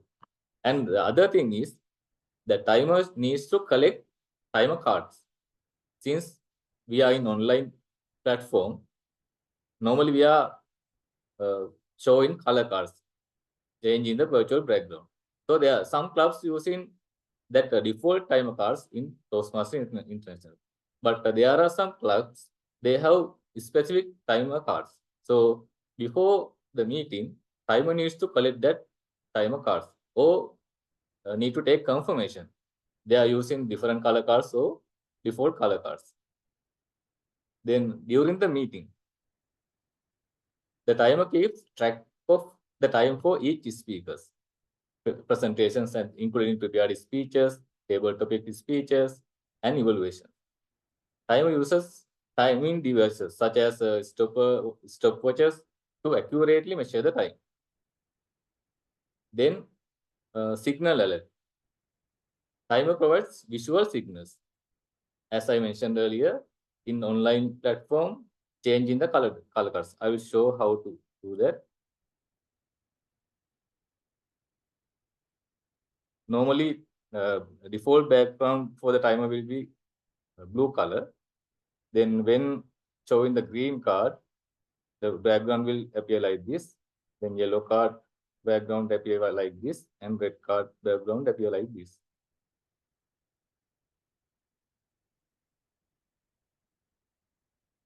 These color card signals help speakers pace themselves and wrap up their presentations within the time limit. Normally for the icebreaker speech, the time limitation will be 4 to 6 minutes. Then 4-minute green card, 5th minute yellow card, 6th minute red card will be shown. Then there will be 30-second grace period at upper and lower. Then for the other normal speeches, the time limitation will be 5 to 7 minutes. At 5th minute, green card, 6th minute, yellow card, 7th minute, red card. And there also will be 30-second grace period at upper and lower end. Then allocated time for table topic speeches, the time duration will be 1 to 2 minutes. At 1 minute, green card, 1.5 minute, yellow card, and 2nd minute, red card will be shown. And there will be 30-second grace period at the lower end. Then allocated time for evaluations, the time will be 2 to 3 minutes. Then at the 2nd minute, green card, 2.5 minute, yellow card, and 3rd minute, red card will be shown. There also will be 30-second grace period at the upper and lower end. Then after the meeting, then timer needs to deliver the report. During the meeting, he needs to prepare the report by including all the times. Then after the meeting, that means during the general evaluation session, timer needs to deliver the report. Then in some meetings, during the meeting also, the Toastmaster of the day timely asking after each segment, maybe he will ask, what is the time report, brief to time report. To take there are some qualification about taking some information about the speaker. Then this timing report will help to evaluators also. Because then evaluator will take better idea about speeches, how they have taken the timing. Then that information helps evaluators to provide constructive feedback on the speaker's time management skill. Then overall, the timer role plays a crucial part in maintaining the structure and effectiveness of the Toastmaster meeting by ensuring that speakers are given adequate time to present their speeches while keeping the meeting on schedule. In our professional life, we are talking about time management, organization. By doing the time role, we can improve the skills of time management, organization, communication, and adaptability, such skills. That is the briefing regarding the time role. Then over to you, Toastmaster Sudharma. Thank you, Toastmaster Gihan. Shall we have a big round of applause to Toastmaster Gihan? Can I know how many Toastmasters have been disqualified with time disqualification? Toastmaster, how many times? I think more than 5 times I have been disqualified. Okay, Mostly in evaluations. Evaluations. Yeah. When we are doing evaluations, I have not done more evaluations, so I was not disqualified. I have only disqualified more than, that means not more than 3 times, because I was adhered to the time limitations. I found my reason because I practiced, and if I was not practiced, then I was disqualified. That is the reason behind that. Okay, let's move to our next tag role, accountant. Today we have a seasoned Toastmaster, another seasoned chartered accountant, distinguished area director. We have warmly welcome Toastmaster Lasanta Silva. Toastmaster Lasanta, please explain the role accountant to us. Toastmaster Sudharma, thank you. Thank you for giving me this opportunity. Okay, so you must be wondering whether, I am already started doing hours and all. No, that is how this is my role is actually. So what is the meaning of the R counter? What is the role of R counter? Why we used to have an R counter role in our meetings? You must be wondering whether. Yes, R counter role also is much important. Like a tag team is a part of a tag team. The timer has explained the timing role. You are disqualified, but don't worry, I'm not going to disqualify anyone. In saying collecting number of hours and rooms and all. But this is also very important role. Because we know that we all are not being fluent. Our mother tongue language is not English. So we used to make some mistakes. Sometimes when we are speaking, our thought process will not be continuous as it is. So we are not being fluent. So our ideas are not coming through. So we used to make different sounds. Sometimes that we start more murmuring. Certain times, we try to speak about, sometimes we use the repeat words. And well, so those words are like unnecessary sounds and unnecessary words that will disturb the speech. So now the R counter in every meeting will count those R's. Now you're asking the person who plays this role, what is the benefit for him? First, I'll start from that. Because sometimes it's very difficult to find a role for an R counter. They're thinking, no, a table topic master, Toastmaster of the day, evaluator, or a speaker is very important. But why we for us? Yes, it's important for all of us to have active listening skills. Sometimes they said we cannot enjoy the speeches because we have to be very vigilant, sensible, or cautious on some of the persons, how they speak. We have to keep counting on unnecessary sounds, words, repeated words, sometimes pause fillers we call them, sometimes a silence, short pauses or a long pauses. So let me go to the, as per the Toastmaster International, let me go to my presentation. Let's explain one by one. Can you see the screen? Yes, can you confirm? Yes. Yes. Yeah, thank you very much. So the role of the R counter. First of all, what is the purpose? I have told that it's the purpose of to note unnecessary sounds and words used by the speaker during the meeting. So you keep the careful consideration on what are the words of a speaker speak. For example, there are words or phrases that sometimes people used when, well, most of the cases people say, so what you're doing, so again you can say so, and this is very common phrases. People say, that, I have started. So you keep on counting, which are not being like in a meaningful way. And common sounds that I already told you, as, those are like the words, it's not coming through you in a meaningful way. And sometimes the serving an account provide you an excellent opportunity to practice listening skill. It's not just a listening skill, it's an active listening skills, because you have to actively listen to the speaker and mark down all these ahs and ums and sounds and them. So prior to the meeting, do I have to do anything for the prior to the meeting? Of course, yes. Before the meeting, you need to know all the role players, who are the participants, and you start listing down the people, because you have to, at the beginning of the meeting, you need to know who are the people are taking part. So you know to have prior preparation on that. So prepare the brief explanation of your duties in advance. So this is also important for you to do that one. And then upon arrival of the meeting, be prepared to take a notes while people speak that. You can see the counter script and log. You have been in the Toastmasters International, you can find this counter script, and it says counting log.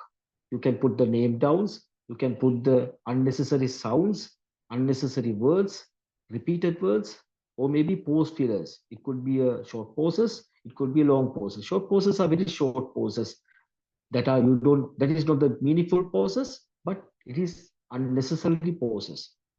So you need to keep the log counting, brother, collected, and normally it can collect it from your sergeant in arms. Second, during the meeting, you explain your role, and then you can tally your ahs and ums. And then when you are a part of your general evaluator team, so when the general evaluator call you to do that, you can give that report in detailed report. And remember, we could normally call the gut counter or a counter. So it's a responsibility our counter to conclude the meeting. Normally, at the end of the towards a meeting, when the grammarian report, everything is given, the counter normally counts all the things, us. Normally, in other meetings, there are we call language evaluator. So the language evaluator pay the grammarian as well as our counter. So this is the basic thing. My time doesn't allow you to speak a lot about that one. So I hope you will learn on this thing. Be mindful on your unnecessary words and sound. Thank you very much. Thank you, Toastmaster Asant. Yeah. Shall we have a big round of applause to Toastmaster Asant? Yes, I can remember my first counter roll, and I automatically counted hours in radio shows and YouTube. Still, I am counting. That's my habit, and my favorite report is accounters report, because since I practice speeches, I had no accounts in that report. If I had account, I know the reason, because again, it is less practice. Thank you, Toastmaster Asanta. Now let's move to our third tag team player, grammarian. Today, grammarian role will be explained by our VP membership, Vice President membership, Toastmaster Chanukar Dhananjay. He is a business analyst by profession. Not only that, he is interested in hobbies. What are the hobbies? Toastmaster Chanukar, playing video games, playing badminton, and cooking and gardening. It is very much interested hobbies, cooking and garden, and he's a very happy person, always smiling. Toastmaster Chanukar Dhananjay, how do you? Thank you very much, Madam MC, for giving me this opportunity. And very good evening, my dear fellow Toastmasters, visiting Toastmasters, and guests. Today, as the grammarian, the first opinion, the first thinking I got was why I was selected as a grammarian. So let me shoot you a question. What is a single word, a new word that you got from the previous Toastmaster meeting? Anyone? Have you ever remember? Nimble. Yesterday meeting I got that. Very good, very good. Any other Toastmasters? Sagacious. Sagacious. Yeah, really well. Toastmaster, what about you? Any new word? So, Yes, yes, I continue. so that's the ultimate learning of being playing a grammarian, playing as a grammarian. And if that particular role, a person has done a good job, even the word of the day, which will I explain in few minutes, will come to your mind. So that's what does this grammarian role, the highlight, the A1 version of the grammarian role should be. So at the end of the day, we came here to learn new things. So in this educational setting, let me share my screen first. So in a grammarian report,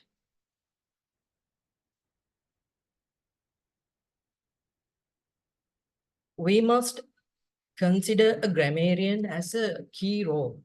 As everyone mentioned, every previous role player mentioned a tag team. Toastmaster Sudarma even mentioned a tag team.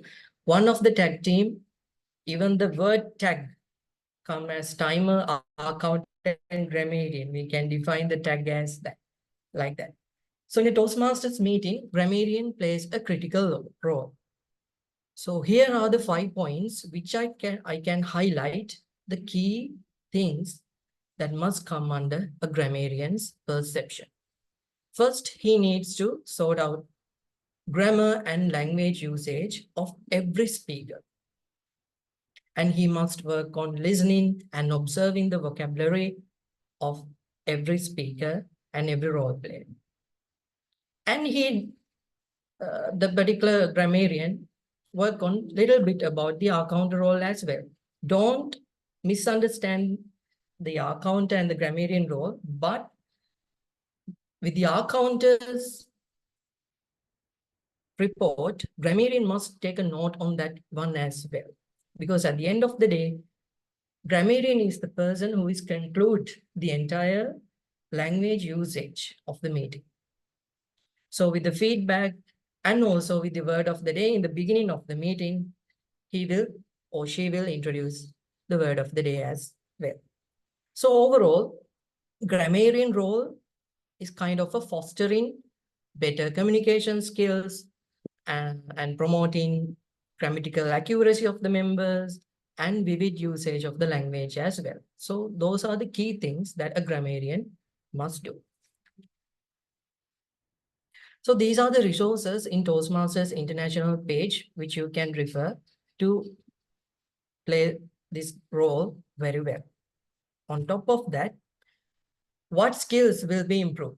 These are the general skills that every role can adhere to and will give the advantage of become enhanced language skills and attention to detail, leadership development. So the common generalized things we can excel being play as a grammarian.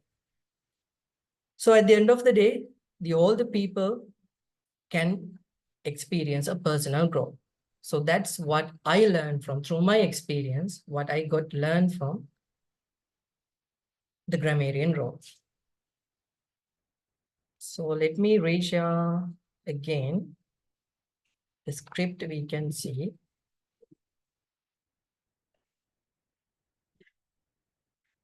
As Toastmaster Joanne mentioned,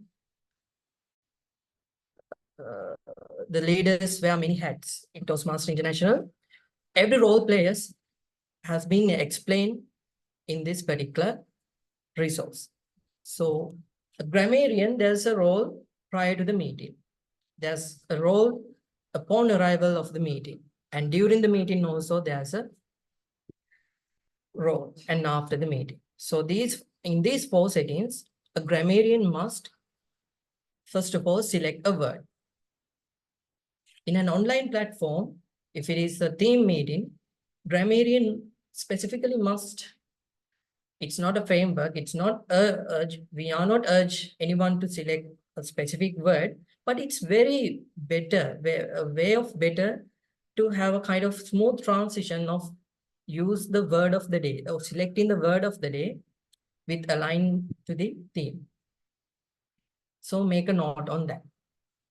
So word of the day selection, and it could be an adjective, noun, anything that goes really well with the theme or the meeting setting. Also, the pronunciation aspect of that. It should be very easy to pronounce. It should be in the line of Toastmaster values. And of course, it should be very frequent use word, but a very new word, a word that has never been used in Toastmasters. So to excel that, you need to work on prior to the meeting settings. So upon arrival of the meeting on a offset or the offline meeting, on a physical meeting, grammarian can make a small note of the word of the day and put it in the notice board or something in the on the table, or visibly place to share the word of the day. In an so in a physical meeting setting, it should be like that. So what about in an online meeting setting? So time to time, after introducing the word of the day, time to time, grammarian can put the word of the day in the chat box. Try to use, because Toastmasters are very reluctant to use the word of the day unless grammarian or anyone is highlighted or use the word of the day. So during the meeting setting, we can use the word of the day even during the prepared speech, table topics, any other evaluation session, you can use the word of the day. So after the meeting, you can summarize everything, the good usage, the bad usage, the improvements, and shoot out how many times the word of the day used by each Toastmaster. So that's the simple thing, simple summary I can provide you about the grammarian report. So let me share the screen again with my PowerPoint.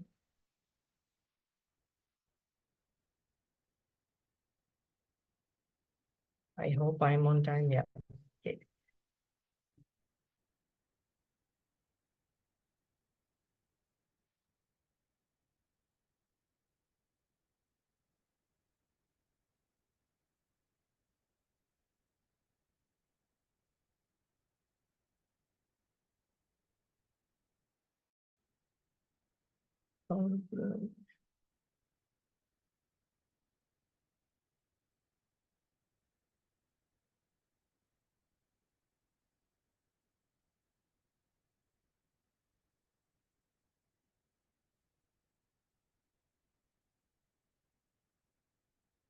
Hope you can see. So now I'm going to play this role. So there's no any Q&A session. So for example, I can show you how a grammarian must play the role. So before the meeting, I have selected a word called nascent. It's an adjective. The synonyms are developing and growing. So since this is a kind of orientation meeting, a membership, new member orientation meeting, I selected the word nascent. That of course gives the meaning of beginning to display signs of future potential. So for example, we can use the nascence. For example, our organization, it is in its nascent phase and your involvement is crucial. Another example, as new members, you are joining us at a nascent yet exciting time. So the word of the day is nascent. So I urge you to use this word during your speeches, during your role play and evaluation. So during the meeting, I count how many times each particular Toastmaster used the word of the day. And during the meeting, don't think that after introducing Toastmaster of the day, introducing you, or the general evaluator may be introducing you, the time you start this role. No, it isn't. The time where the sergeant at arms start the meeting, you start your role. That's what I learned or what I got experience from previous meeting settings. The roles start where the meetings start. So you should make a note on that as well. So during the meeting, I was observed these word empathetic, descriptive language, spin the wheel, constructive, destructive, and elements. The vivid usage of words I got to know. And the rhetorical devices. The rhetorical devices are kind of value addition to speeches. For example, there are rhetorical questions where answers not required. For example, isn't it ironic? Don't you think? So Toastmasters can answer questions where a specific answer is not required. And anaphora. Anaphora means the repetition of a word or a phrase at the beginning of a successive clause. For example, here I used, we shall teachers, we shall fight on the landing grounds, we shall fight in the fields and in the streets, we shall fight in the hills. This was a famous quote by Winston Churchill. For epithet we comes as a descriptive name for a particular thing. For example, I use Alexander the Great as for Alexander the Third of Macedon. So we can put Sri Lanka as the pearl of the Indian Ocean. So those are the epithet, descriptive names for a particular thing. So we can use proverb, short, pithy saying. For example, a bird in the hand is bird two in the bush. Kind of a meaningful sentences, we can add color to our speeches or sentences. Then we can use hyperphora. You can shoot the questions and then get the answer. For example, what makes a great leader? So answer, speaker by himself or audience can say courage, vision, and empathy. So hyperphora kind of thing, question and answer given by the same person. So on top of that, there's a rule of three, the repeat twice. For example, I can give education is the key to success. So the rule three comes like this. It opens doors, unlocks opportunities, and empowers individuals. So this is the example I collected. And of course, as Toastmaster Sadil mentioned, we can use metaphor, analog, and similes to compare things. And it will make colorful. The icing of the cake comes up with rhetorical devices. For example, in metaphor, she's a ray of sunshine in my life. For the example of analog, we can use life is like a journey. It has its ups and downs, twists and turns. For similes, he ran fast as a cheetah chasing its prey. So these are the rhetorical devices we can use. There's no hard and fast rule to adhere to these rhetorical rules, even though Toastmasters have no any restrictions for this. But in this presentation style, you can use these rhetorical devices. Then at the end of the grammarian report, you can use the recommendations. So this is what a grammarian does. And if you have any question, you can show it in the chat box. And this is where I conclude my session. Thank you, guys. Over to you, Toastmaster. Thank you, Toastmaster Chanuka, for that detailed grammarian report. My suggestion, I was very afraid of taking this grammarian role as first timer and second timer, also third time. But I am now very keen about getting this role because it will improve our listening skills. So, my dear Toastmasters, new Toastmasters, don't be afraid to take that grammarian role. You can try 2 to 3 times and get familiar, and it will be a hobby.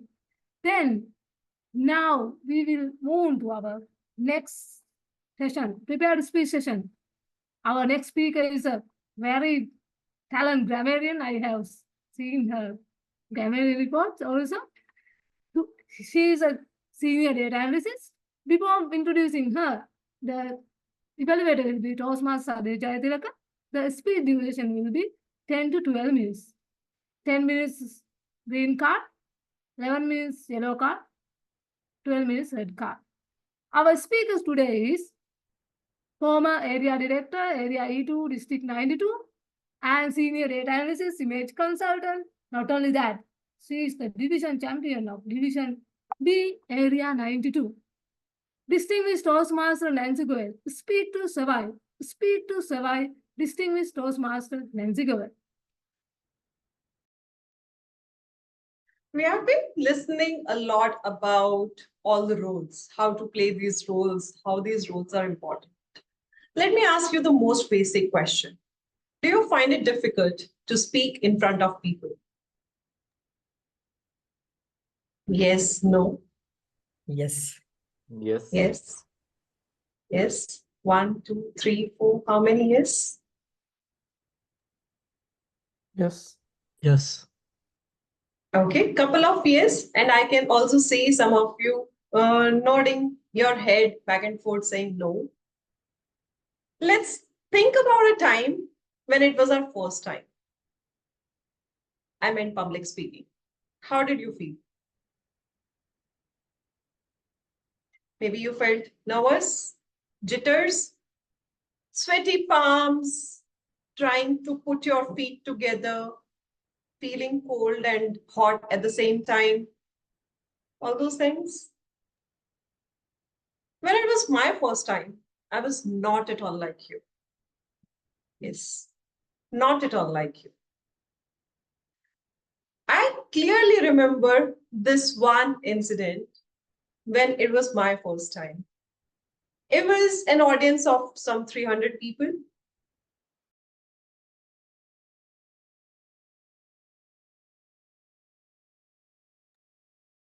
I think there is a power cut or some technical failure. We will wait until she joins.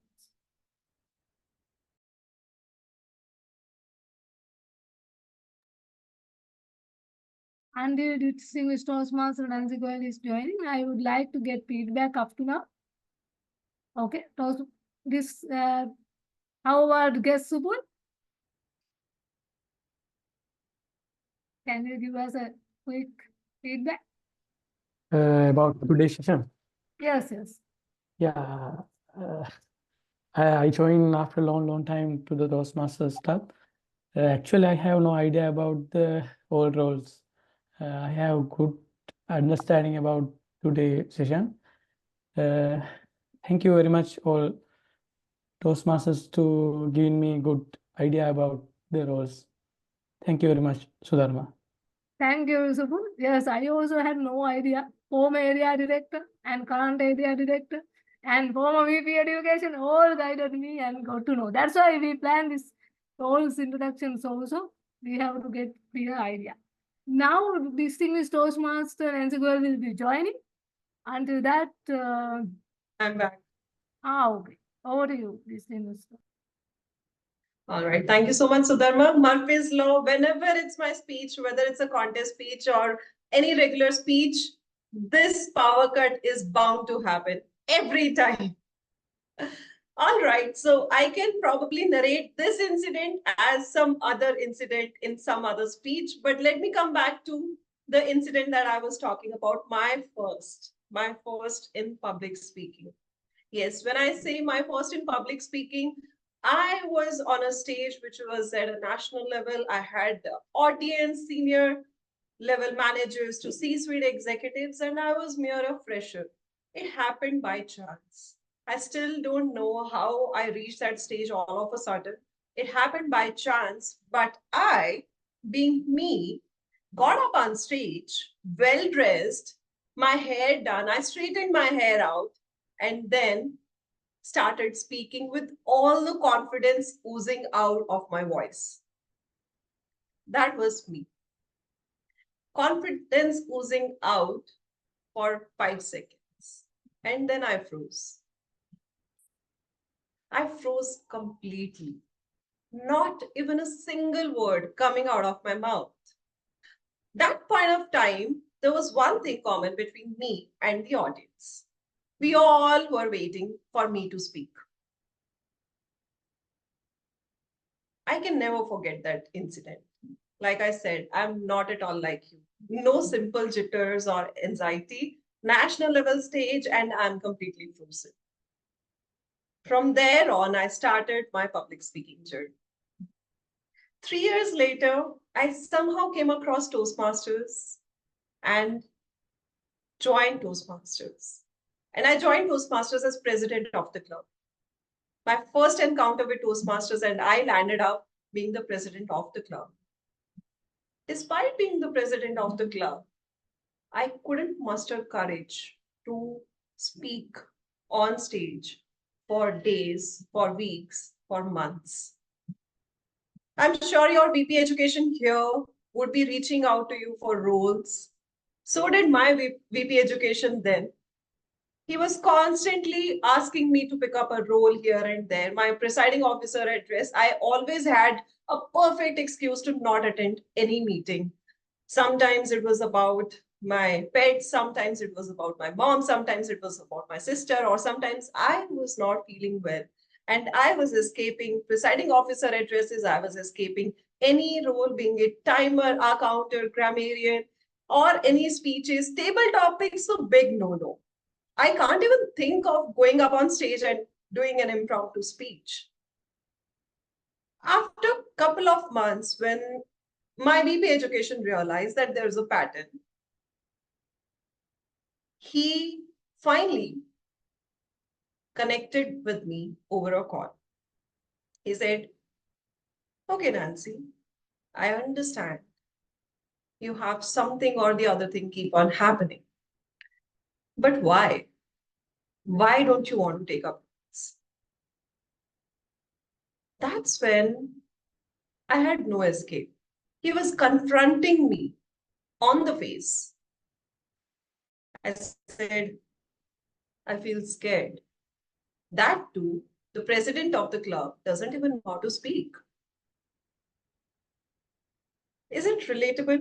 Even if you haven't taken up any role in the executive committee, do you feel this fear that you don't know how to speak, or how people will judge you, how somebody will think that you are so and so, maybe senior data analyst or image coach or this and that, but you don't know how to speak?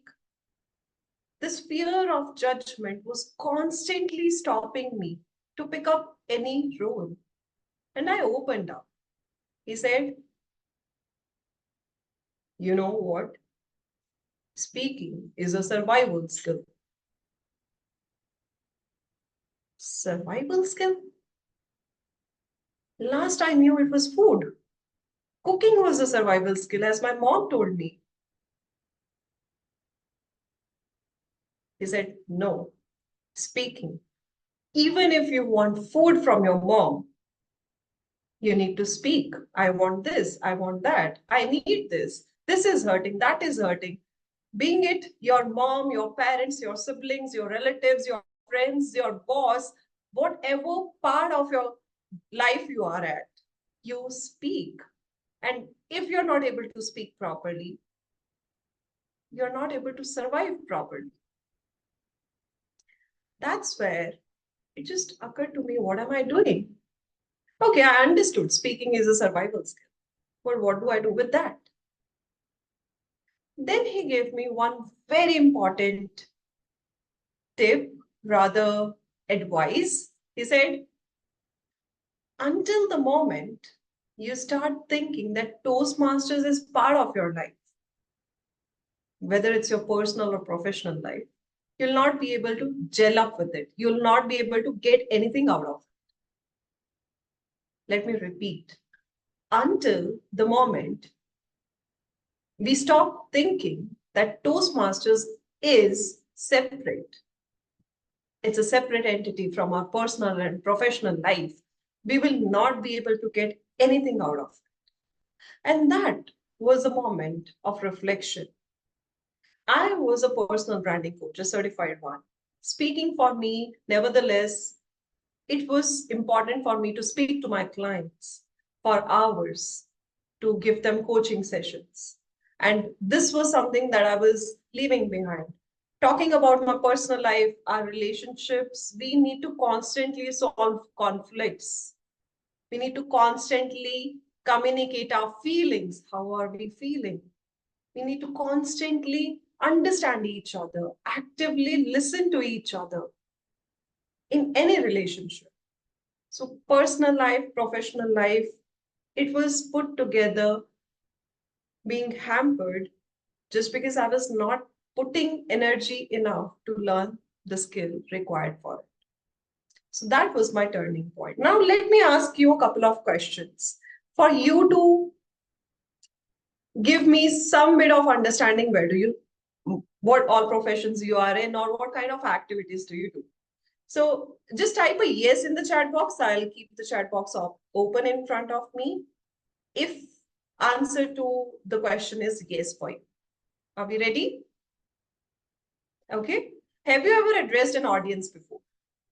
Within Toastmasters, outside Toastmasters, have you ever addressed an audience before? Okay, 1 yes, 2 yes, okay.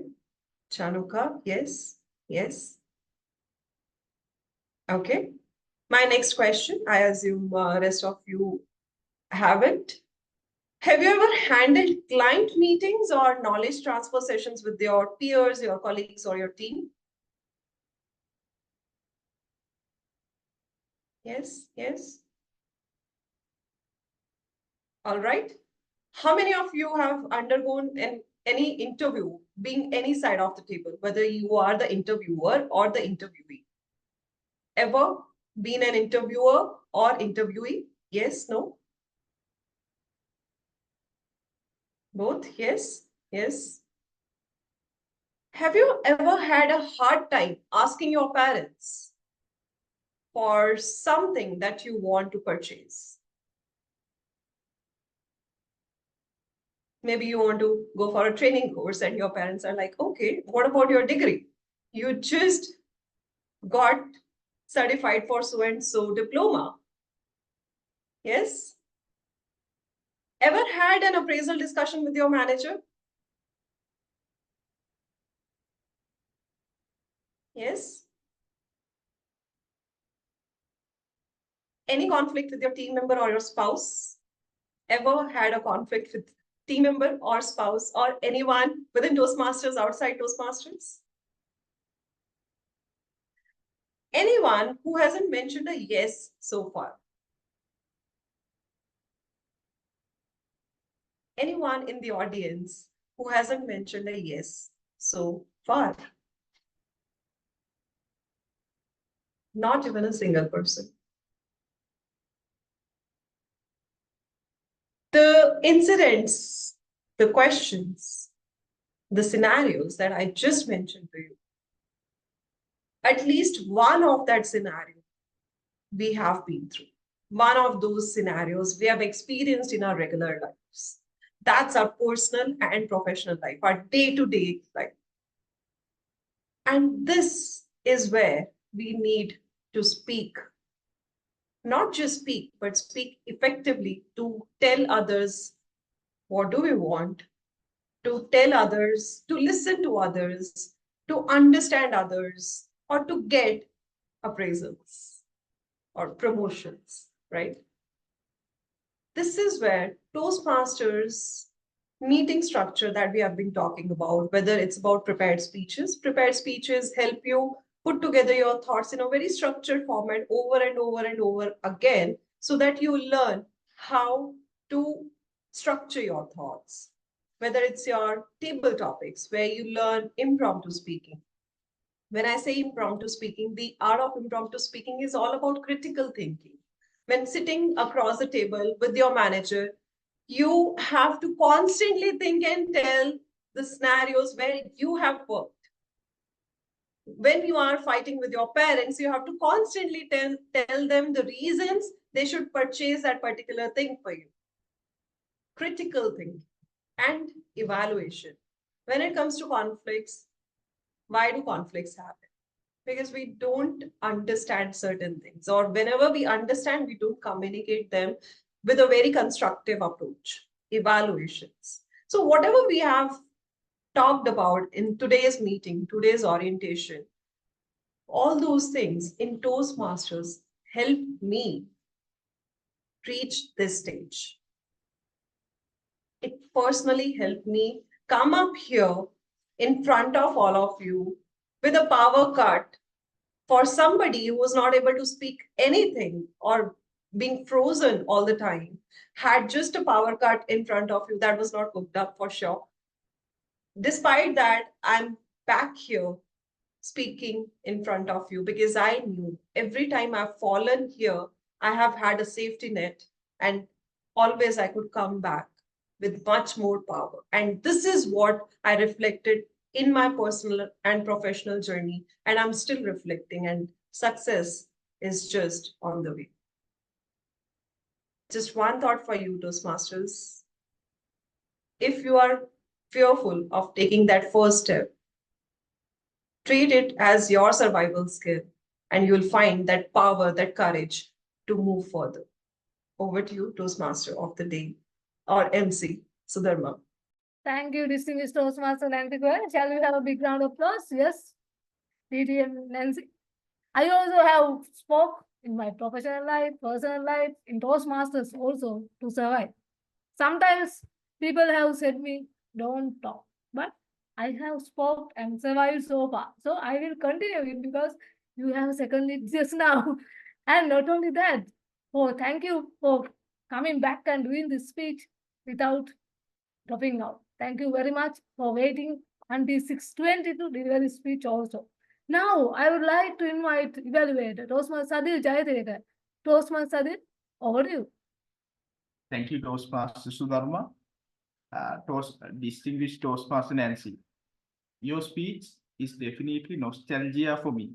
When I heard your speech, it reminded of myself 1 year ago when I joined Toastmasters. I was forced. My president told me, okay, now let's give the chance to guest.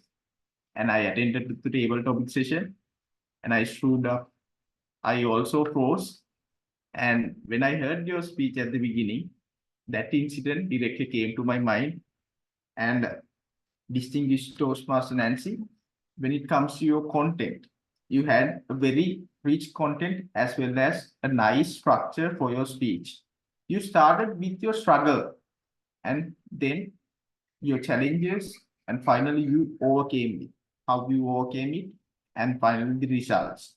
And I love that structure. When we put the struggles at the beginning, we can grab the attention from the audience very well. You did a great job. Kudos to you. And when it comes to the beginning of your speech, you have used a nice twister. You told that I have climbed up the stage with confidence. We all thought that, okay, you are going to bang the scene. You are going to excel your first speech. But then suddenly you told that you lost your confidence and you froze. A nice usage of language, you used a twister.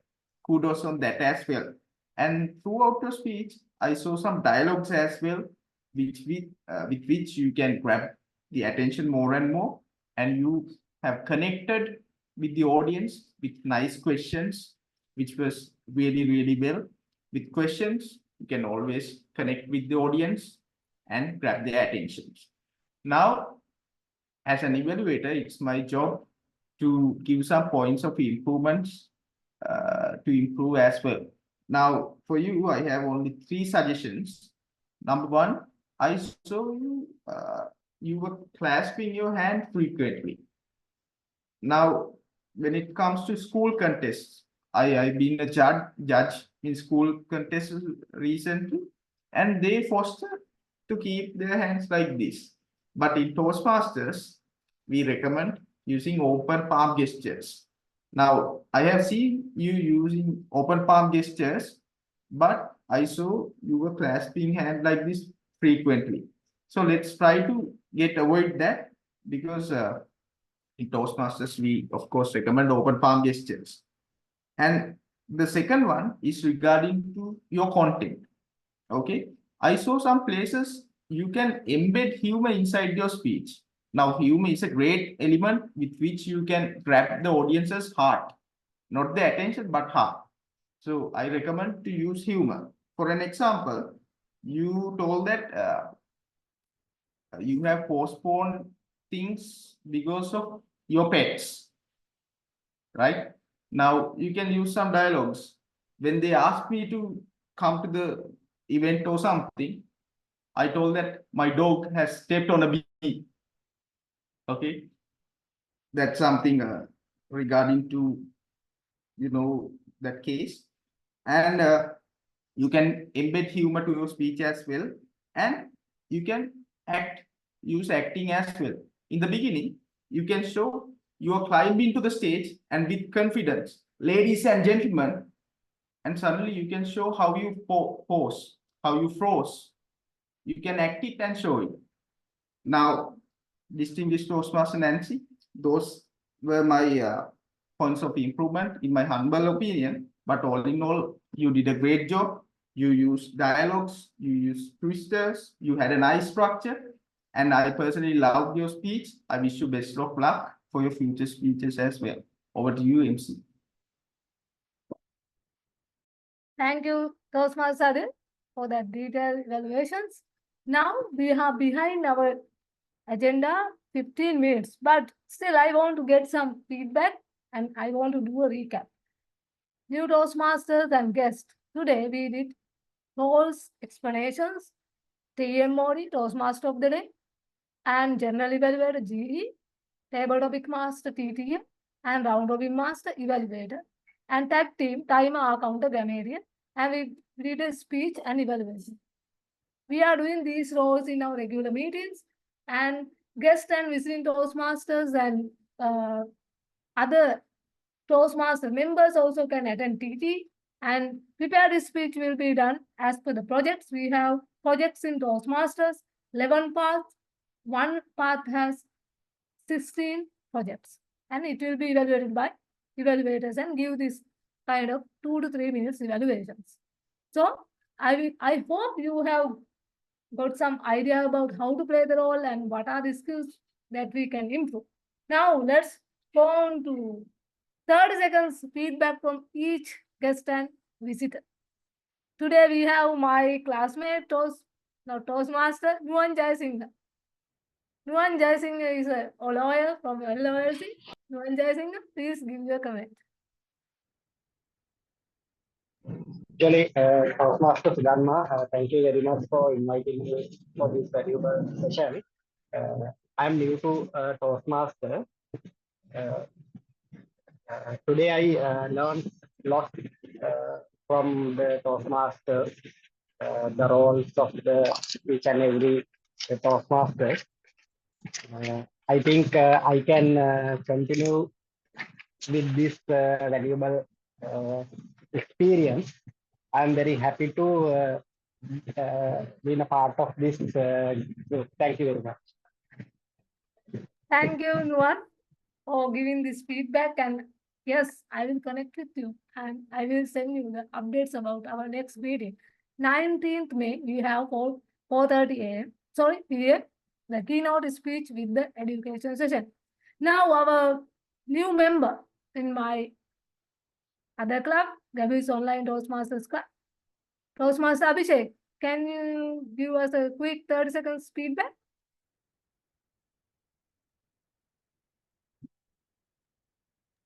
Yeah, thanks, Sudharma, for giving me the chance for feedback.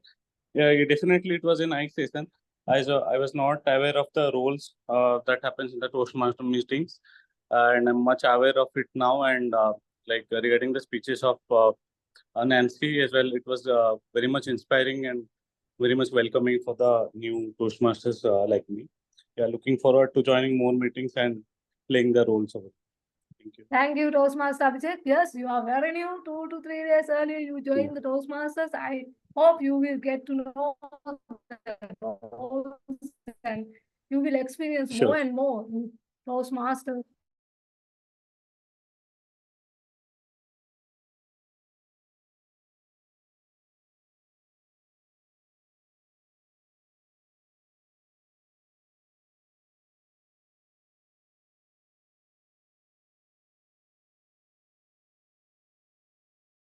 The timer role and the counter role, but actually I was not aware of the.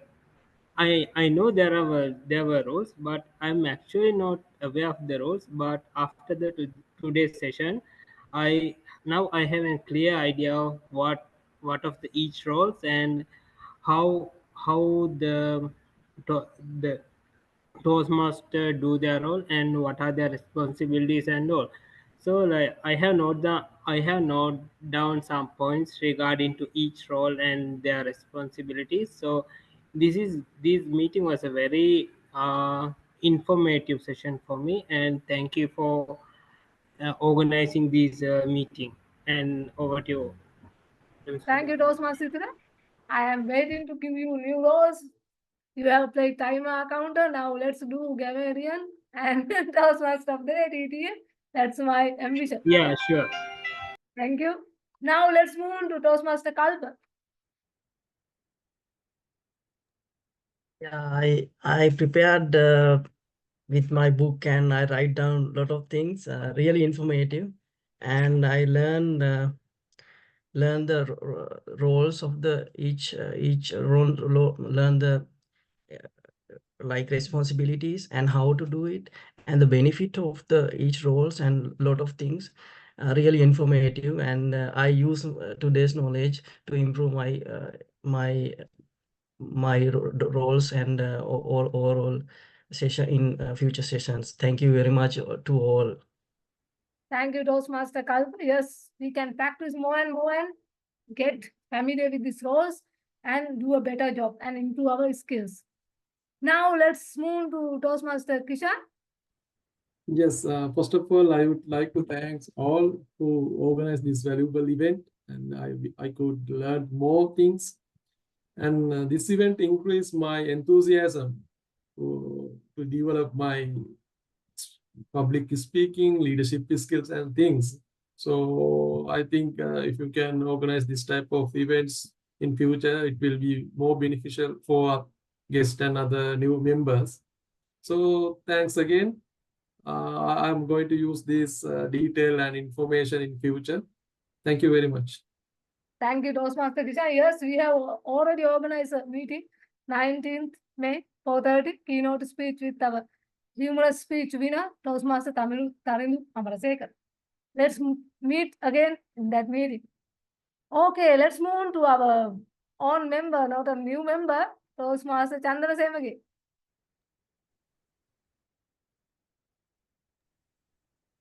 Yeah, thank you, Toastmaster Sudharma. Actually, it's a wonderful event. It's a totally a brainstorming session. We knew a hell of a lot of things regarding A to Z. Actually, it's a great event that organized by the club members.